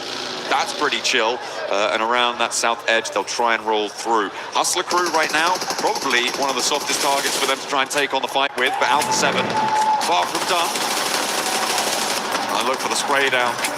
Not quite connecting underneath there, but spots him trying to get away from the vehicle. It was going up in flames, and Carrillo secures another point for Alpha 7 to get them one step closer to safety. Hyunbin tries to go for the hop around the edge, but it's going to be shut down. This is the influence that I wanted to see Ida executing on this western side. Eda's had a fairly safe game as well, so they should have decent utility, decent supplies on board. Raze, he's got his something on. That's scary. And Vitality, they're looking to push straight over towards Hustler Crew's position. Kamikaze will find Tizzy too. Again, good stuff from S2G, maintaining control of the map on that northern side. Hustler Crew will find Razak. Axel goes down as well, but Razy's still kicking, still making those shots happen. Following the vehicle down, the sideline shots as well. He knows he has to finish up quick. There is that off-angle potential, as you said there. Blank needs to hit the heel, though. The nades are going to start to roll on in, sidestep it, but he doesn't manage it. And it goes boom, and Vitality are out, eliminated with 6 elims. Still a really good game for them, and they are totally chill. They are totally fine. In the meantime, though, Hustler Crew fighting for their life. Vinny on a separate fight as Vitality rock up into the other side of his team. Drops a nade out the window, looks for the flush, looks for the knock, but it's not going to come through. Nasser, the last stab for Etch on the bubble, opens the door, doesn't step through it though, and Vinny tries again, has still got ammo in the back, and will be able to shut it down. Etch now down on the bubble. Goodness me, Edge, like you say, out 13th. Tiamba, I half expected them to have a lot more influence here. I think they just don't want to lose this compound. They like how they're playing off the back of it. They won't even try and send a 2-2 split down there. They know they could probably deal with these teams as they come in later. Dopeness did make their way up from that south side. Vinny could not help with Vitality. He was having his own small battle on the other side of the map. Dealing with his own demons. And now Vinny has the whole of Tiamba looking his way, as well as Dopeness out on the western side, but he's into the vehicle, trying to make his way through, and it's not going to go well. Milu picks that one up. Tiamba able to eliminate another team, but they have to leave their compound now. They can't commit to staying there any longer. The zone goes to the center. I'm very curious to see how S2G plays this now, because they have 2 spots they can work with. They got the gas station on the northern side of the road. That's likely to come out a little bit sooner. But both areas are quite difficult to play from, actually, on this. I think they might wrap back down. Yeah, okay. I think this is good from Tiamba. I like that rollout. It's what I was thinking they needed to try to do to progress. And the fact that S2G didn't have a full hold on it, they read that nicely, and they do regroup, as you said. Yeah, they're going to play the roadside. I think I was trying to consider which one you wanted to go on towards, because playing across the road is hard. So they do get an anchor center. This is really nice from S2G, actually. Kamikaze just has to live here. I think he has a fairly safe spot to do it. I think it's a shack towards the center of the circle, so they can play off the back of this ridge side, but they need to support their anchor here in Kamikaze. That's where most of the gunfire needs to be going towards. They know that Tiamba's on their east, so they can keep an eye on that the entire time. But for Tiamba, this is an all-important game. Same goes for S2G, though, trying to get towards the finals. Lufa does manage to get across somehow. The volley line not quite potent enough from Ida to take them down. The smokes are dropping as well, and they can get on the road. Hopping in, not going to go for the hill, not going to commit the time to it. Alpha 7 in the meantime, you do still need to step forward too. Getting suppressed by Ida all the while, and again, Dopeness somehow managed to slither around the sight lines that Ida are laying down. Yeah, but they're slithering straight back into the blue here. This is not ideal. Southern edge now, GS in front of them, vehicles burning. Peril in play, will shred them as they try and come down the hill, and they're fully silhouetted again against the hillside. S2G might have angles. E-Arena playing it very, very safe over towards the northwest. They know that they're realistically just looking for more placements. Guizao will rock up though alongside with Carrillo, has the MG3. This is a big moment now for Alpha 7 as a 2-man. 20K with a nade in hand, could connect, could do devastating damage to Alpha 7 as Dopeness descends from the hilltops as well. Tiamba are chiming in on the off angle. Nobody has escaped with a bloodshed here. 721 GS will go low, will go down onto just one player. Malik survives it. In the meantime, Alpha 7 were able to get a slice of that warehouse on the northwestern side. Both of them staying alive, and E-Arena will be drawn down to 2 players alive as well. With the placement points guaranteed for Tiamba, they will be out of the danger zone at the end of this game as well. Great stuff for Tiamba, honestly. They're being really cautious about it though, right? They're trying not to get too aggressive onto these engagements, try and siphon points where they can. Sadly, it's not been a lot of points at all that they've been able to siphon off. Tiamba only with the 2 eliminations on this game, despite being involved in quite a lot of engagement so far. E-Arena has moved up to enable them to cross to help to get things started. Top 5. The annoying thing for them is, though, Blank, E-Arena and Ida are both still alive. Ida with all 4, E-Arena on 2. They're hoping that Alpha 7 are going to win this fight on this northwestern side. Maybe not so directly, but I think it would be in their best interest if it did happen that way. Alpha 7 with their back to the zone, guarding out E-Arena as they launch a nade forwards to slow them down. Good initial nade. Chips away at the damage. Schweppes has one of his own, sends it out, only a little bit of damage. He's going to commit to the second one. Joker doesn't take any damage from that whatsoever. Guizhou gets backed off. Molotovs go through, stopping Carrillo from peeking too far out here, or in fact retreating back. So now in a 1v1, good shots from Joker. Guizhou, all up to him, will go down. Sadly in 6th place, but still a good attempt. Against the Arena made it hard, but in the end it wasn't quite enough. Tiamba now moving forwards from the southeast side. S2G want to challenge, but a nice little roll down. The smokes are starting to bloom. A lot of invested utility here, but the chokehold from S2G is potent, and the spray down connects with Milo on the back line. Lost looking to lay her down too. The nade doesn't quite go the distance from QZ, and it does not connect, so Tiamba playing on his 3, still looking to push over the top of that bubble position on the bottom of the tables. Ida sweeps over towards the Arena as they try to make their way in here.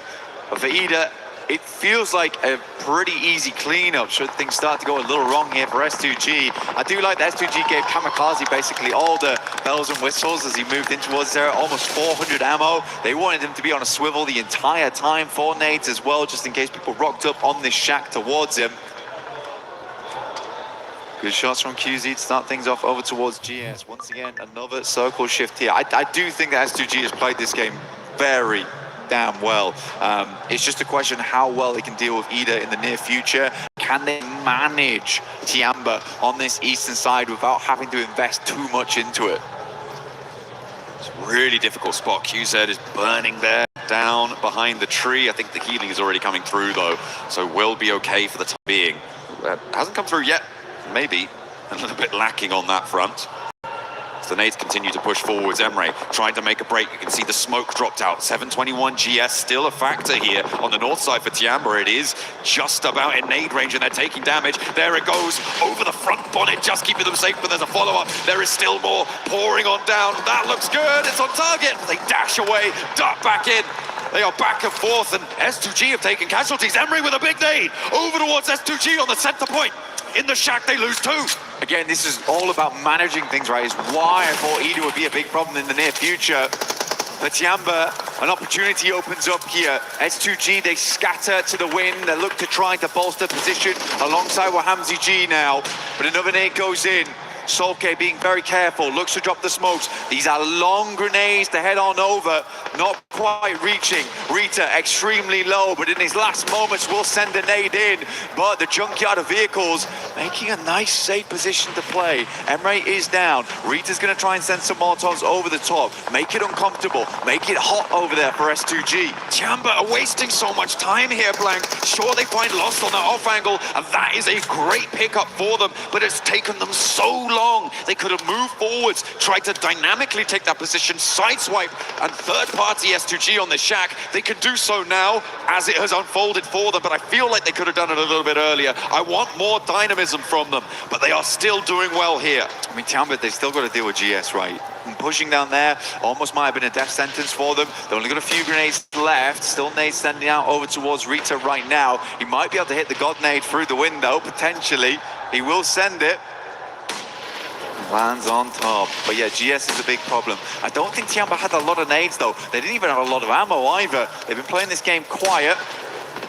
But the amount of side steps they've done on these nades has been quite miraculous. We've seen some acrobatic coming through from Tiamba so far. Rita moving up. Nade should do the trick though.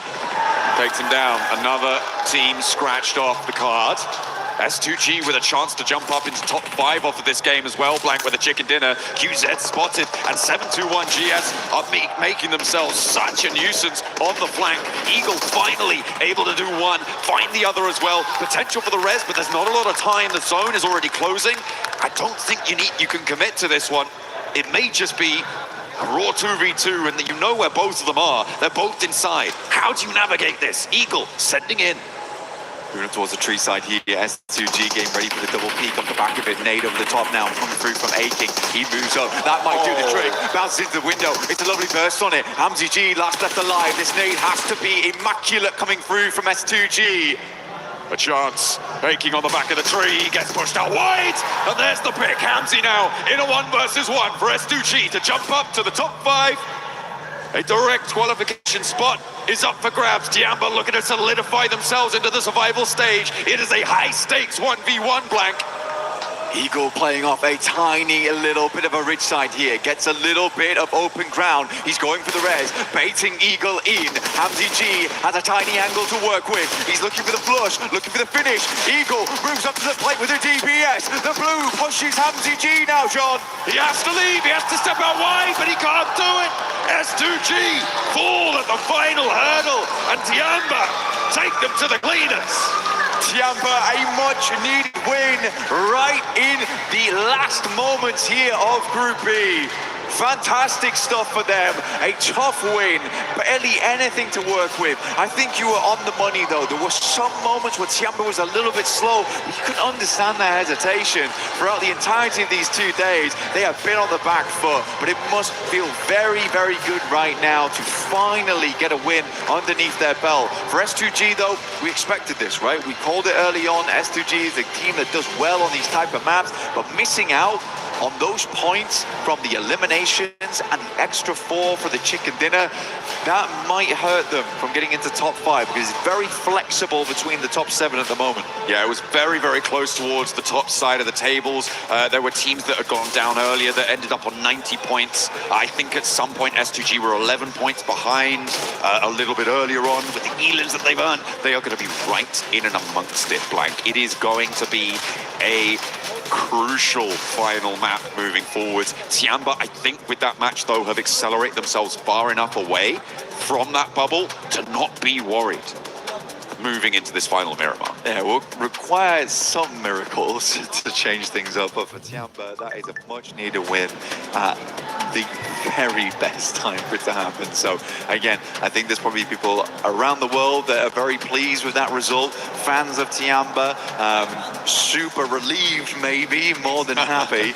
But yeah, for S2G, missing out on the chicken dinner there is tough. It's definitely tough. I think that was a good opportunity. But they played that game well. I think they played that game very, very well. There was a lot to manage there. Ida is a tough team to go up against. We know that this squad is a never say never type of deal. So yeah, I think for Ida, this is a team for S2G to come across in those final moments. Absolutely. I mean, there is a lot of power to be scared of in this lobby. Godlike, one of those teams in that bubble fight right now. They are towards the lower end of it on that 90-point tiebreaker. And I think that tiebreakers are important to mention as well, Blank, because S2G didn't get that chicken dinner. That could be a crucial factor for them if they end up drawing with a team that has more wins under their belt than they do. They don't win it on that tiebreaker. That first tiebreaker being the chicken dinner count could really be important for them. Well, they've got one more Miramar, so again, they could maybe get it done there. I think for S2G, they've proven that they are a good team on the desert. They got their desert boots on most of the time as well, so we'll see what S2G can get done. I think a lot of people will be quite happy to see S2G in the top side, but it's so nice to see it really, really open up. Flexibility in the top 7, so cool, even coming into the final match today. But we'll be back very shortly for the big conclusion here of Group B.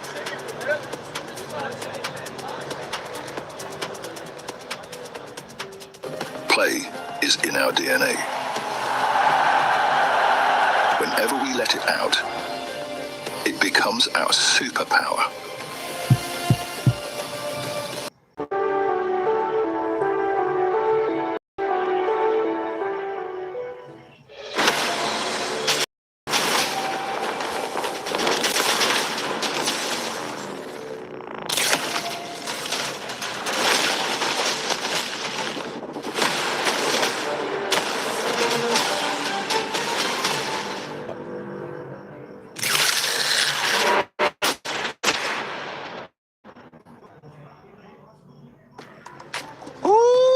What a performance. Tiamba coming out on top in the last game. It's going to be helping them stay out of those bottom three. But for everybody currently watching at home, don't forget that the fan experience is now open from August 11th through the 16th. You can join it. There's some giveaways, there's some challenges, and you can check out also the awesome collabs that we've been seeing around. Naruto, Spider-Man, like the brain rot. Still a brain rot? Might need to try that one out myself. I do be stealing some. I stole some earlier when I booped you guys on the head with a big chicken leg.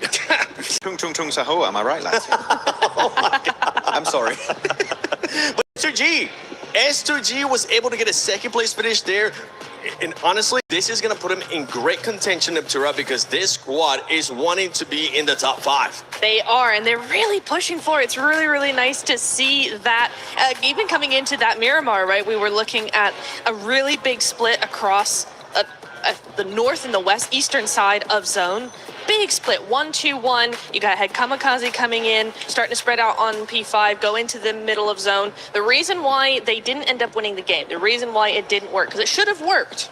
The reason it didn't is that terrain is just really, really flat and really, really open on a slight downhill trajectory where they were. So actually Tiamba and Ida both had an overwatch on them, so they were just unable to regroup. Lost was isolated completely, and so they kind of ended up just going out one by one, which is a big shame because that split, I liked that split. Yeah, I mean, I think the terrain could be taken into account, but I think it's more of an issue. A lot of teams are kind of like pushing around them at the same time, and then the shed they had in the middle literally doesn't become playable because you think you're safe. No, a team has an angle on the back of you, they're going to shoot you down. And I think it was quite impressive that Kamikaze was in the center and the only player in the zone for a good old 2 minutes or something, so very impressive. I had no idea how that worked out. But by the way, 4-4-2 there, Eagle was your game MVP. Good on Tiamba to get a win, which they needed, but I'm gonna say here, Hodrix, it's still not an impressive win that I was hoping for, but it would be enough to escape the bottom 3. I don't care, dude. I mean, a win's a win. Thank goodness. Oh, I was sweating bullets. I was getting a lot of flashbacks of Alpha 7 not making it to the finals. I was like, there's no way Tiamba doesn't. Yeah, 17 points, that's going to be good enough, right? For sure, to at least put them in the survival stage. And at the last second, I mean, we only got one game left to go, and this last game is always so chaotic because so many teams are desperate, right? So for Tiamba to get it done in the second to last game, clutch. I mean, really, as you said, teams are getting very desperate. ETSH got a lot of eliminations early games. Yeah. On the side of TT Project, they're all farming it. And I was like, Tiamba, it's your time to really step up and get something done, which they did. Again, I think gameplay-wise is not the most impressive, but a win is a win, Hodrix. I cannot argue with that logic. But here you can look at the terrain. SGG was struggling, losing a lot of their forces in the process, down to just HamCG. And he almost got it, right? That shot trying to escape from the blue zone, but...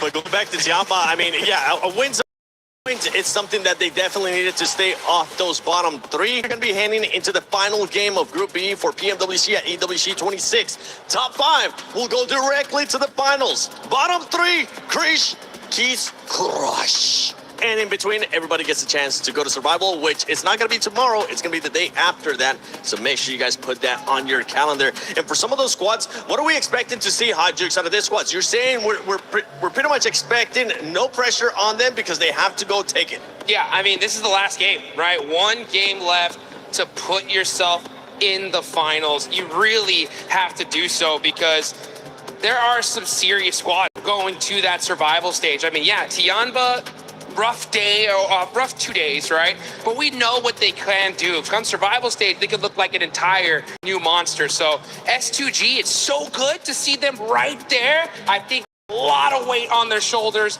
but you got to be able to get the clutch done. That's what it's all about. You got to adapt. Yeah, for S2G, we need to see them possibly end up coming out with the win. I would love to take a look at the overall just to see how close everything is, because today we have seen everything between these teams. I mean, it's been crazy how much the leaderboard has been changing. This bunch of points has been going all over the place, and there you go. Now we actually get a chance to see the overall, and you can tell from 7th place all the way to 2nd place, it's just 10 points that separate the squads. Oh my goodness, 1 point difference between Godlike Esports and just below them S2G that's been having the comeback of the years so far, without a single chicken dinner, pulling kind of a 4th rise at this point. But they got so many strong finishes, right? Rondo, 2nd place, going into a wrangle. They got a 2nd place, they got a podium. And right here in this game, they get themselves another 2nd place.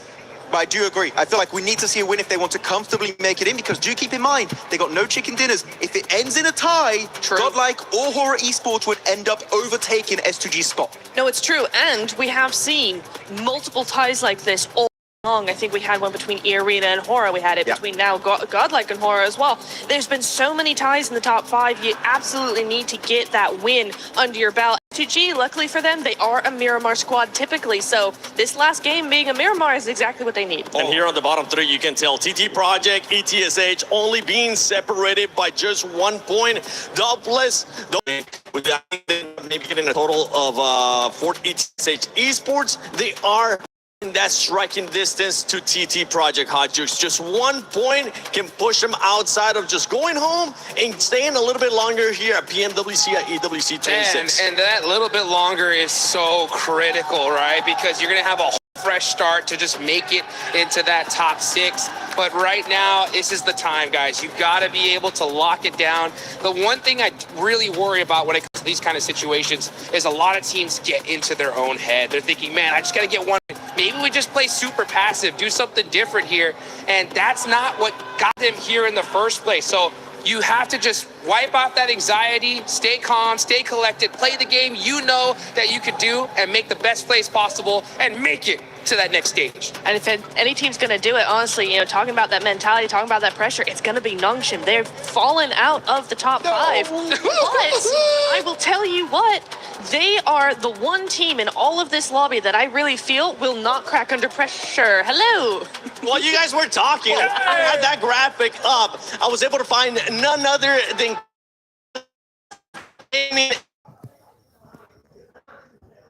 should be sized vitality.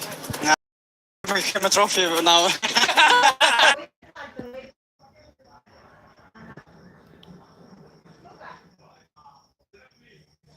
No, not yet. You still have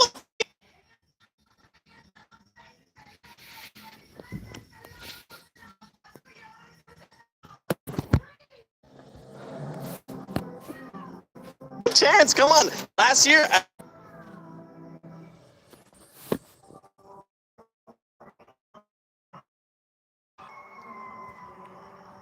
A and Group B and Y. Only Group A, because Vitality is crash everyone. It's like they both won by 1 head of different team. I don't know, maybe it's I don't know how to explain this, like this game. Maybe they play by fun. They're just playing on a completely different level. That's what's currently going on with Vitality. Even when they're slowing down here in the second day, they're still out fragging everybody else. Thank you, Killer Joe from GOAT Team. I can't wait to see what you guys are going to be doing in survival. Hopefully there's going to be a lot of changes. Top 6, I think it's doable. But let's see what Barney and Luti are currently up to. So.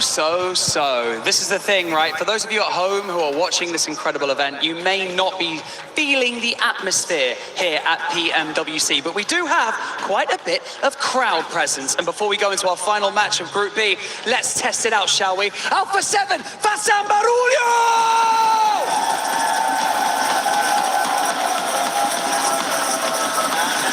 Not like it, I prepare here, bro. All right, Esports. One more game. It's now for Nepal. It is now.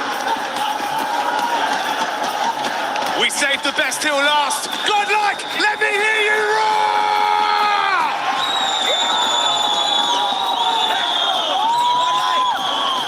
Absolutely electric here to close out this group, to close the group stages. Group B now with their last opportunity to put points on the board and to make history, to jump forwards into the finals or to get through to the survival stage. I think the most incredible thing is just the fan during both Group A and Group B. Dude, we're not even in the finals yet, and there's such representation. Multiple teams across the board. However, there are some teams that we do need to focus in on. We've got Wolves, Dopeners, TT Project. We've got a lot of squads that are on the cusp of getting through and into the survival stage right now, or losing it all and going home right here in Group B. TT Project filled with some fantastic players, some fantastic veterans as well of the game. but still have a little bit further to go now. If they close it down now, they would be in, but it's just so... I've got that right? TT Project, they're in, I believe. I'll have to double check on the tables when they pop up. But yeah, it's very, very close around that bubble. A lot of teams could change things around. For Edge, it feels like they have been sort of in and out, but not really showing us anything. And I think it's the same for TT Project, right? It's been these sort of... always a team that's like, well, they could do quite well, but they're just not. They're just not quite there yet. So they've got one more chance to get there and give themselves that opportunity in the survival stage. And to do that, we have one last man coming right at you very, very shortly. All our players getting ready to go now to jump into game. 5 seconds away from the conclusion of Group B. We're right at the for once blank. We are on for a kind of plain path than we've seen. It looks like it's going fairly close from the southwest side. Oh, okay, yeah. So actually, a lot kinder than the most we have seen from the Middle West over towards Campo Militar and sending across the north side a little bit on this one, but very accessible to the majority of this map.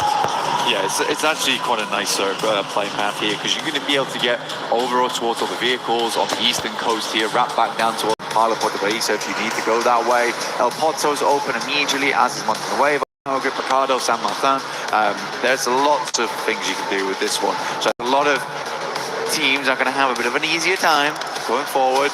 We still haven't changed our top players. They're all in Team Vitality. That's never going to change at all. Neither is the damage numbers. Okay. It might go up. It might go up, but yeah, it's the players are not changing. Vitality has just had an absolute field day here in Group B, and we do have to congratulate them again. This has been a wonderful performance. We are going back to the past once again.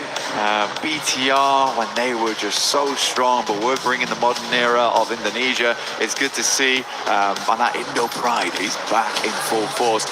We are heading over towards El Azahar right now. S2G get themselves a central position. Last time they fought out from El Azahar to get a better spot down towards the circle in Chumacera. We're able to get a second place off the back of this one. This time around, they don't have to move half as far at all. So let's see what S2G can do. Can they get back up into that top 5? Because right now, Godlike are beating them by 1 point. And they are also right next door to them as well, in that central location in the map. Godlike west of El Azahar right now, looking to try and keep themselves in the top 5. They are our bubble team right now, tied with Horror, but losing that tiebreaker as it stands. On placement points alone, I believe, is the tiebreaker between these two rosters, both with a chicken dinner under their belt. And Horror have to move from La Cobraria. It's a fairly accessible rotate, but still pretty fraught with danger, especially given that there's actually 2 teams up on the northeast side near Torre Hamada, near Campo Militar. So maybe they're going to need to try and find a lucky spin over towards the circle, just like you guys can find a lucky spin in game right now. Make sure you're heading into the game to draw for an exclusive set for the PMWC, making sure you're looking fine, fresh, and ready for battle, as many of our players are today and for the rest of this tournament. Back on board with TT Project split near Chumacera. They are again in the hot seat when it comes to elimination. It's a very, very fun final map here. We have 1 point sits between 6th and 5th, and 1 point sits between 13th and 14th. One of those is a little bit more consequential than the others, because one means you go to the finals or survival stage. One means you go to survival stage or you go home. And I think right now, if I was TT Project, I'd be looking to try and get some more consistent points on the board. It's a difficult thing to try and figure out at the end of the day of whether to try and play aggressive, try and get a lot of points early and risk going out and opening up that door for other teams underneath you. But I think the best you can do is just try and play with consistency going into these final games. Very, very difficult to do. And honestly, with some of the strong teams that are going to be in your path over towards that northeast side for TT Project, I think playing a slow game is maybe the better decision. A couple of points can be make or break, but there is always that flip side of like, well, what if Dopeness just pull out a 20 Elim chicken dinner out of nowhere, right? Maybe we should have done a little bit more to try and stop them, but I don't think you can trade on that. When you have so many teams in the mix, I think you're definitely right. That's a nice little pickup for Godlike, though. Not so nice for Hustler Crew, but like the Des said, we really haven't seen anything from them during these group stages. But it's brilliant news for Godlike to just get a little bit further ahead of Horror and break that tie, put themselves up in fourth now. Yeah, I'm putting Horror in the hot seat versus S2G.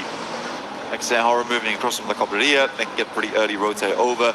They may have to contend with Vitality in the near future, though, and that is a terrifying prospect. But for Godlike, actually, I don't. I mean, it's cheeky, but it does work. And it would be a way to guarantee some elimination points. I mean, like you say, Hustler Crew, since those finals, the first 2 days of finals of Western Europe, we just have not really seen anything else from this team. I mean, I'm just slightly perplexed as to why Godlike did leave right in the middle of the circle and go to Los Leones, given where the circle did pop. Because if you remember, they dropped next to S2G. So it is a big flex out. It's Luton time, I guess, down in Los Leones, and that's where they want to go. That's where they are going to earn a point for it. You said you didn't mind if they were going to flex back to Impala. I feel like they could have committed to Impala potentially, but no. And now Los Leones Luton up on the northern side. Horror are making their way in past water treatment. Well, forgot that they've already they know the team going up against us well, so honestly they could just swing back over towards the eastern coast, know that they might run back into Hustler Crew at some point in the future, feel fairly confident about winning that fight versus them, which is an extra 3 points in their bag, but also more space on the map. Tiamba getting very, very close to dopeness here. This could be the end for one. Tiamba on top right now. Matika underneath. Speaker on his way. Squad one. QZ with the shot, but not quite connecting there. That high ground is available. 2014 as well. Tiamba, chicken dinner they were able to find in the match just previous are now a lot safer ahead of that bubble. Currently 13 points ahead of 13th place. And for multiple teams to be able to jump the gap, it's going to take something quite big to make that one happen. For Tiamba, I think they certainly are going to want to play this one slow.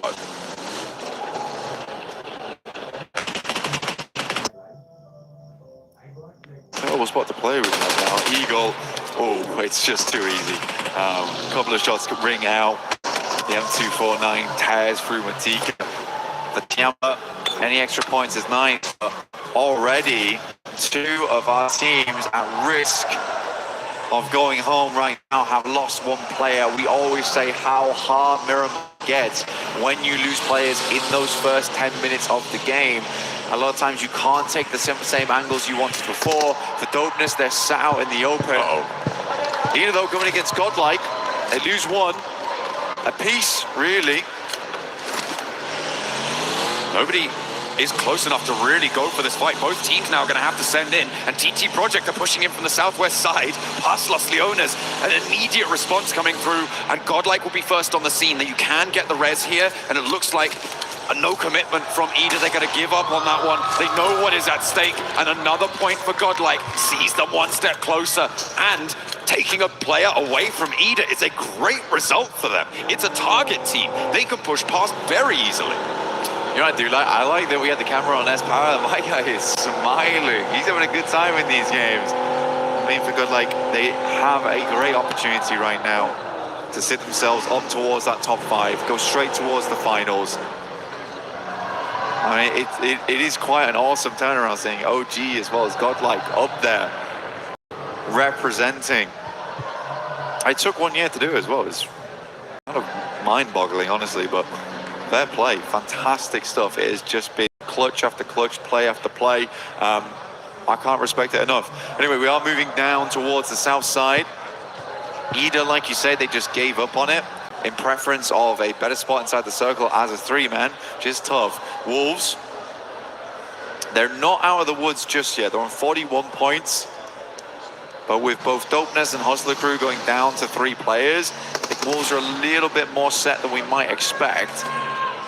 Etch, the most flex behind by are really good at this video game and will make it the northern edge, past El Azahar as well, which is a difficult area to navigate around through the town if they don't want to go straight past Vitality on that northern side. So difficult approach for Edge to survive this water blank, out of that zone where you get your key crushed at the end of the day. 7-1 try and play center, and S2G can't quite keep them at bay. With more than a knock, not just yet. They haven't managed to get rid of them. S2G suited mood here. They've got a lot of supplies to work with, already opening up over towards GS now.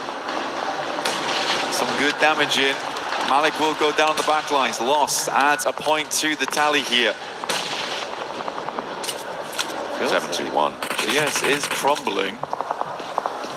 Really providing too much resistance here. Chemical chicken in a butt. They bring the firepower instead. They'll get another point to add to the tally, and they are now in the top 5 for the time being. Horror needing to try and catch up in the meantime.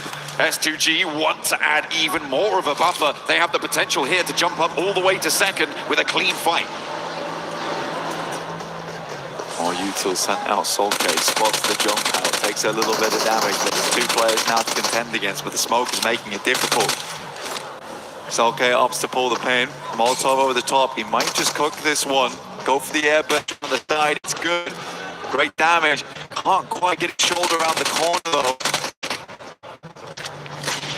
Third party descends on the fight. Dopeness out of nowhere to backstop this, and they want to get really stuck in. They want to try and extract value from these fights. They've already got an elimination on side, and they are on 3 players. It's a bit of a do or die play, but I feel like if you're going to make one, now is the time to do it. Right in the middle, right in the truck stop. Try and survive as long as you can. And 3 players across the way makes S2G a little bit more timorous here. I think rightly so. For S2G though, the points are coming to them. These are teams that are not playing up to scratch right now. For GS, they fell fairly quickly up against S2G, who have been showing a very different style of gunpowder than they have in the past. Like I said before, it feels like finally S2G have found their footing now. Looked decent at points yesterday. Were able to swing back into the driving seat. Down to the smoke, quick loop. Get some more of that utility online. They're not taking any chances either, John. Absolutely not. Can't afford to. The circle did center up on truck stop as well, so if S2G can clear things out here in the next minute or 2, it could get better for them, or it could get much worse, because EDA have now stepped 2 behind. They've scouted it out. They know there's a team here now, and they're looking to move the rest of them in to play. And S2G just can't catch a break, trying to clear this one out, clear the last player from 7-2-1 GS. And they will make it harder and harder. Meanwhile, the hills to the west are going to start to get occupied. Tiamba moving in to try and get some oversight on it. Try and make an impact. This is a bit more of a spread than we're used to from Tiamba as well. They're looking for more and more value on the map. They must feel a lot more comfortable coming into this game with 48 points. Will be hard to overlap that. Definitely doable, but will take quite a few things to line up, if I'm quite honest. But once again, it's S2G here looking for Miramar miracles. Right in the middle of the map. Alpha 7 and Horror towards El Azahar. At the moment, Horror just have such brutal oversight onto Alpha 7's position. You've got on the northwest side of El Azahar, and he's kind of the only operative with a chance to shut down an angle for Horror, because right now the rest of them trying to run through the town, trying to get anything done. Meanwhile, over on the east side, TT Project going to try and crash in towards Vitality, and they have opened an opportunity there, taking down one of the players. And remember, 13th place is not comfortable. TT want to jump up higher. They could push the Wolves into that hot seat too. There is so much at stake here. I mean, for TT Project, to qualify by taking down the #1 squad would be quite an amusing feat. We'll see if they can pull it off. Right now, Vitality do go down to 3 here. They have been playing all the entire time. At some point, they do have to that lactic acid. But again, it has just been marvellous. TT Project, that initial pick-off just gives them a little bit more space to work with. Some of the high fans start to swing their way through on that rip. It's open up to from do now need to move. Many teams have been circling this stuff quite a while. Nongshim Red Force been playing out all the way from the northwest side. They've been in the blue zone for ages, and they're just crashing into a fight potentially with Yangon Galacticos. Godlike as well, disengaged from the walls, and they've moved in behind Hustler Crew, who you said they know are diminished in power. And they could try and punch a hole through. With Vinny already down, there is the weakness. There's blood in the water for Godlike to try and strike. Godlike move, it's almost pathetic how it's all happening as we expected it to. He goes down to Mania. And again, perfect plans, laid in motion to a T. Beautiful stuff. They still have to keep going. A little bit more pace. Yangon Galacticos reinforcing the south side against this Godlike push. Sure, Hustler Crew kind of not able to do too much here, but in this compound, Yangon Galacticos have a much stronger foothold. In the meantime, Nongshim Red Force look at her try and change the tune towards TT Project up on that northern side, a little bit closer to that fight. Tiamba look to take on Arena, who as well are in danger. All of our linchpin teams on the tables blank are going hell for leather into the fight. There's Power finding another over towards Hustler Crew, leaving them with just one player left alive. Jameson will have to try and make this one work, but he is stuck between most of the players from Godlike, and they are not going to give him an inch. The Arena over towards the Leavers from Group B. No longer will they be here in Paris. They have been rebuffed. The rest of the lobby did not allow them access. Godlike, the ones to deal the final blow to them, and they want to try and earn those points even further, get higher and away from that bottom position. In Group A, the building 88 points, but now it is going to go even further beyond. Etch making a mad dash in, and this could be another team joining Hustler Crew. The northeast side, they crash into Horror. Ida taking a chunk out of them, and it is just one player left now for Edge to try and cross the boundary. For Edge, I don't know what the move was. I don't know what the play was either. We've been out in the blue for the longest time, still trying to find a way in. They played this game a little bit too slow, in my opinion, leaving them only with speed remaining. The TT Project, they honestly do not need to do a lot here to stay ahead.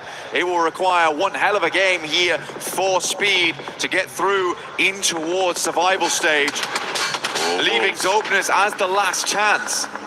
Wolves taking a lot of damage, trying to roll around the hills, but keeping themselves nice and safe. Tiamba a little bit more risk, and I think that this may just be a push if Elementary can find the right spot to spray down. E-Arena as well, looking to try and get points earned and confirmed onto their tally to make sure that they're further away, because it is so volatile. A single place going down, a single player getting lost diminishes your point scoring ability to the point where it could be tournament making or tournament breaking. A spray down from Schweppes, and he's added it to the tally, but that's stolen away maybe from the Wolves.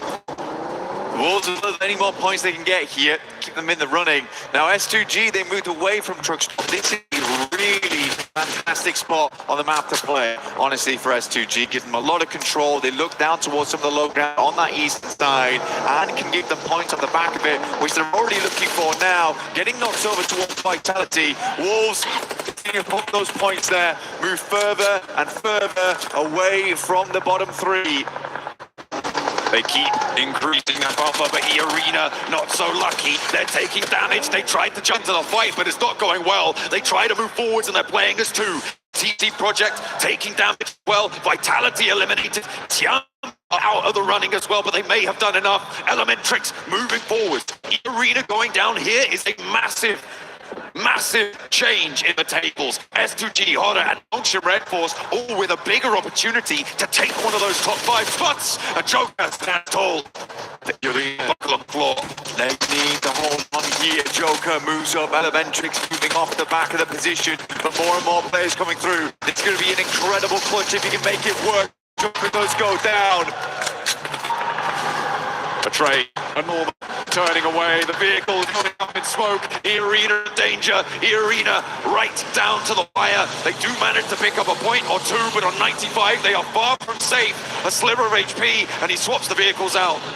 Where can he go though? Where can he call home? The teams underneath him, They all have better positions inside the circle. E-Arena forced to stop off at a shack here down towards the south side. Only real option they have. I'm more laughing at the fact that TT Project thought that their only way to stay in towards survival stage was to defeat Vitality of all teams. I mean, if it works, I guess. A little pincer maneuver with Nongshim Red Force, who are one of the chasing teams as well, in 7th place, moving in. The South Korean roster looking to try and turn on those afterburners. They do have a chance to make it work here. They have TT Project to try and guard out. So many crucial battles happening, spanning the entirety of this leaderboard, Blank. It is so important for about 50% of the lobby as to what happens in the next 3 minutes. Godlike still keeping it chill down towards the south side. Difficult push for them though. Yangon Galacticos watching over their every move. So how would they want to play this one out? It's still rich sides to work with. Denying those sight lines, but as we head over towards that northern edge, goodness me, you have the eyes of many teams looking your way.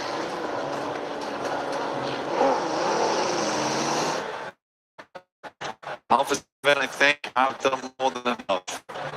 However, it would require a gargantuan game to get to top 5, and I think they can be very, very pleased with their current position on the leaderboards. Wow. Circle centers up, and again, S2G, they just take the maneuver at the right time. They knew they had the most control of the truck stop when it happened, made an executive decision to move over towards this area of the map. Again, this is a winning spot. And yeah, as you say, the decision to leave truck stop itself really is going to play well for them. That northeast side can get rebuffed. That's the arena. That's the arena down, Blank. The last player spotted. Ida, the ones to deal the final blow there, picking up a point for themselves and taking E-Arena down. Now 95 points is a clear target for these teams behind them. And there is a tiebreaker between them and Godlike. There's Ida 1 point behind, 3 points behind for Aura and for S2G. And Nongshim Red Force with a chance to blow that one away as well here with a chunk of points and a big game for the South Koreans. It is just so deadly to be going down at a time like this. Nongshim Red Force moving up from this compound means they'll have to put themselves in the sightlines of TT Project, but it's Alpha 7 actually waiting on the exit here. TT Project look to make the quick maneuvers. They move out in the convoy. They're taking a ton of damage as they move on in over towards S2G, holding the line. And Nongshim Red Force chiming in as well. Another knock over towards Zerich, leaving 2 of TT Project alive on their bubble position. Dopeness wanting to stay alive in truck stop and try and surpass it. More damage is pouring on through. Alpha 7 looking to close the trap, and in comes the backup. There's Nongshim Red Force trying to wrap around behind, and the nades are brutal. TT Project about able to chip, and with the next 12k, he's got to open a dream. Effect, staying quiet. Crossroad, the single player still left. Openness being the other problem, also having to leave soon too. Nongshim Red Force taking a little bit of damage, but it's S2G who bear the brunt of the pain. This is on a double split though, so there's 2 reses going off at the same time for S2G. They are so lucky that so many teams on the northern side are all fighting against one another. Gives them a brief opportunity of respite. And it means that the sightlines for S2G were distracted, not in operation, and that's going to allow a little bit more maneuverability. Those reses have come through, and S2G are back into the fight. Alpha 7 crashing in, trying to take down Nongshim Red Force. There goes Effect. TT Project losing out on the more point-scoring opportunities here, and 36 points is the target for Dopeness, for maybe even Edge. So easy cruising around the sidelines, but Carrillo spots him underneath the vehicle, looks for the spray to confirm, but doesn't quite get enough damage. The nade over the top finds what they're looking for. Alpha 7 looking to finish out strong here on the final day of Brood, but Yumin goes absolutely mental, puts Alpha 7 in the Hyun bin, taking out the trash here at the end of the day. Nongshim Red Force, goodness me, Hyun bin's finally down, but Cleo, he is still up, still kicking. Alpha 7 still have life, but finally will leave. Down they go, Nongshim Red Force down.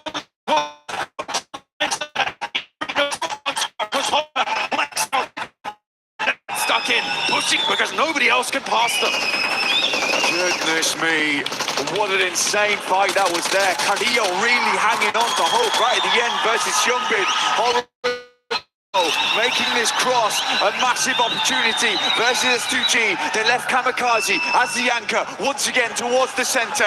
Godlike watching from a distance. Patience. And choosing their time to strike, Hamzy goes for face, but Sky rains down hell, and Hamzy hits the deck. A fall could be brutal for S2G's hold on a top 5 spot here. Horror looking to ruin the day. They're in right now, but Ida are across the way. They're a lot safer, and they have got more players alive and ready to take this fight. Horror, they lose Sleepy, but it's okay. They're awake now, right now, in this game. Looking to put some more points on the cards. It's a difficult push-out for them.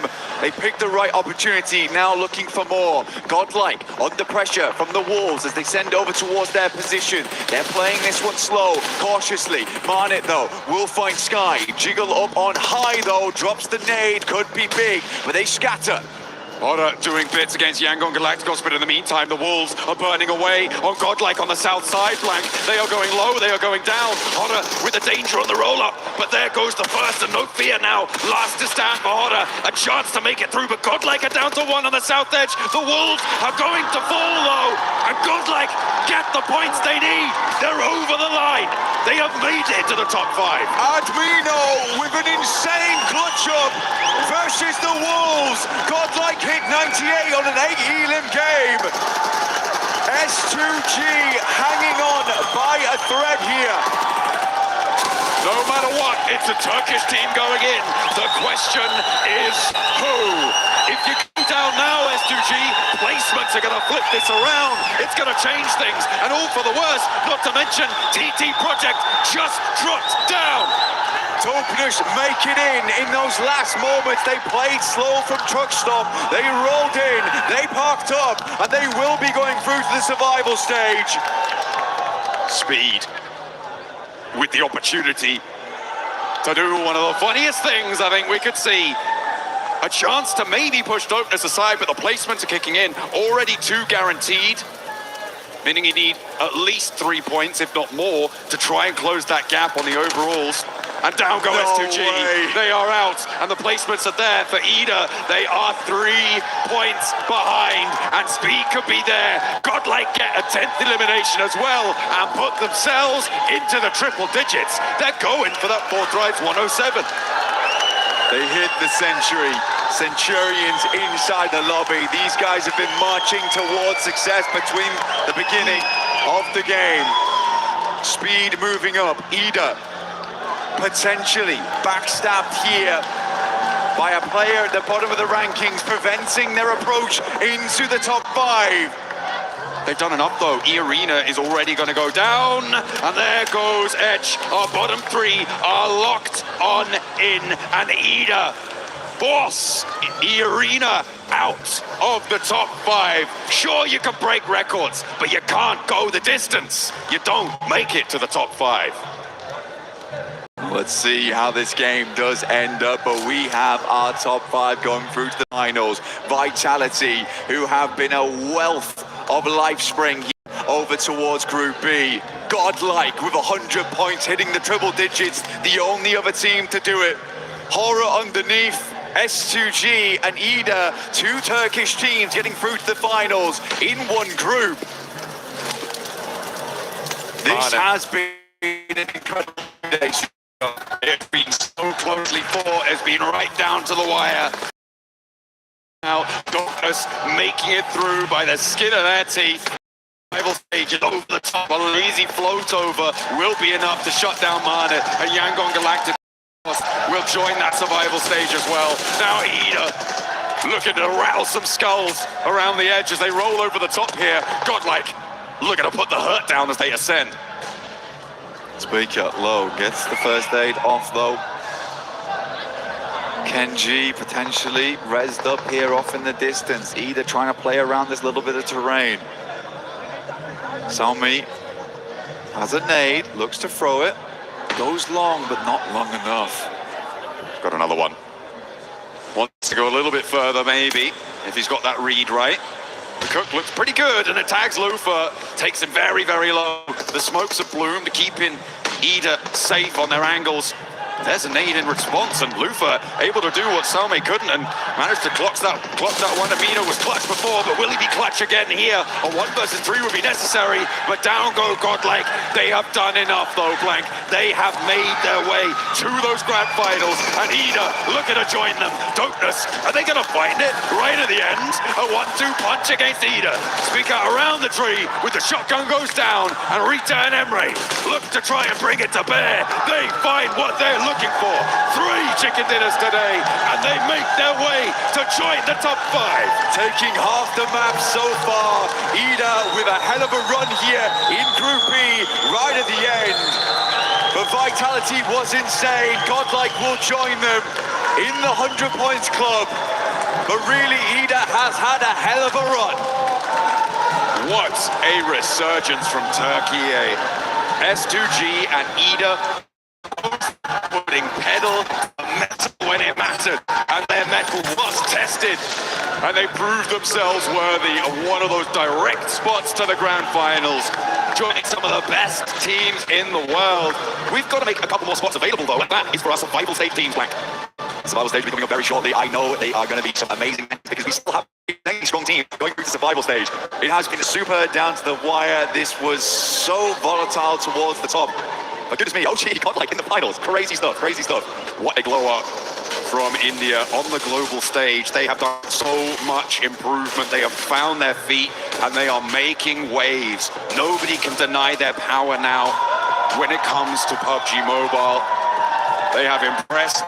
They have brought their best, and it is more than enough for us. More than enough for plenty of our players too. Nobody seems to be able to handle it. Honestly, I thought we were kind of locked in towards the bottom of the leaderboard as well, but there was a lot of changes going on there towards the end. Dopeness very much having the last little bit of gas in the tank to get them through. A TT project, it is a devastating result though. Not making it. What can you do? What can you do for such prominent players with such storied history? It is difficult to bring it on through. Etch as well, having a real tough time of it. Speed trying to make the most of that final opportunity, but it just couldn't happen. That mad dash from the northeast ruining their chances. And they got to join Hustler crew. To be fair, look pretty devastated themselves. Yeah, not really able to get anything done during these matches, sadly. But again, that's how the group crumbles sometimes. We are just waiting to get on board with Barney shortly, but everyone's excited to see Vitality come out and crush some keys. Oh, see the net in scrub right there. They will be taking a tumble into the crusher fairly soon. We're making sure that that one is done.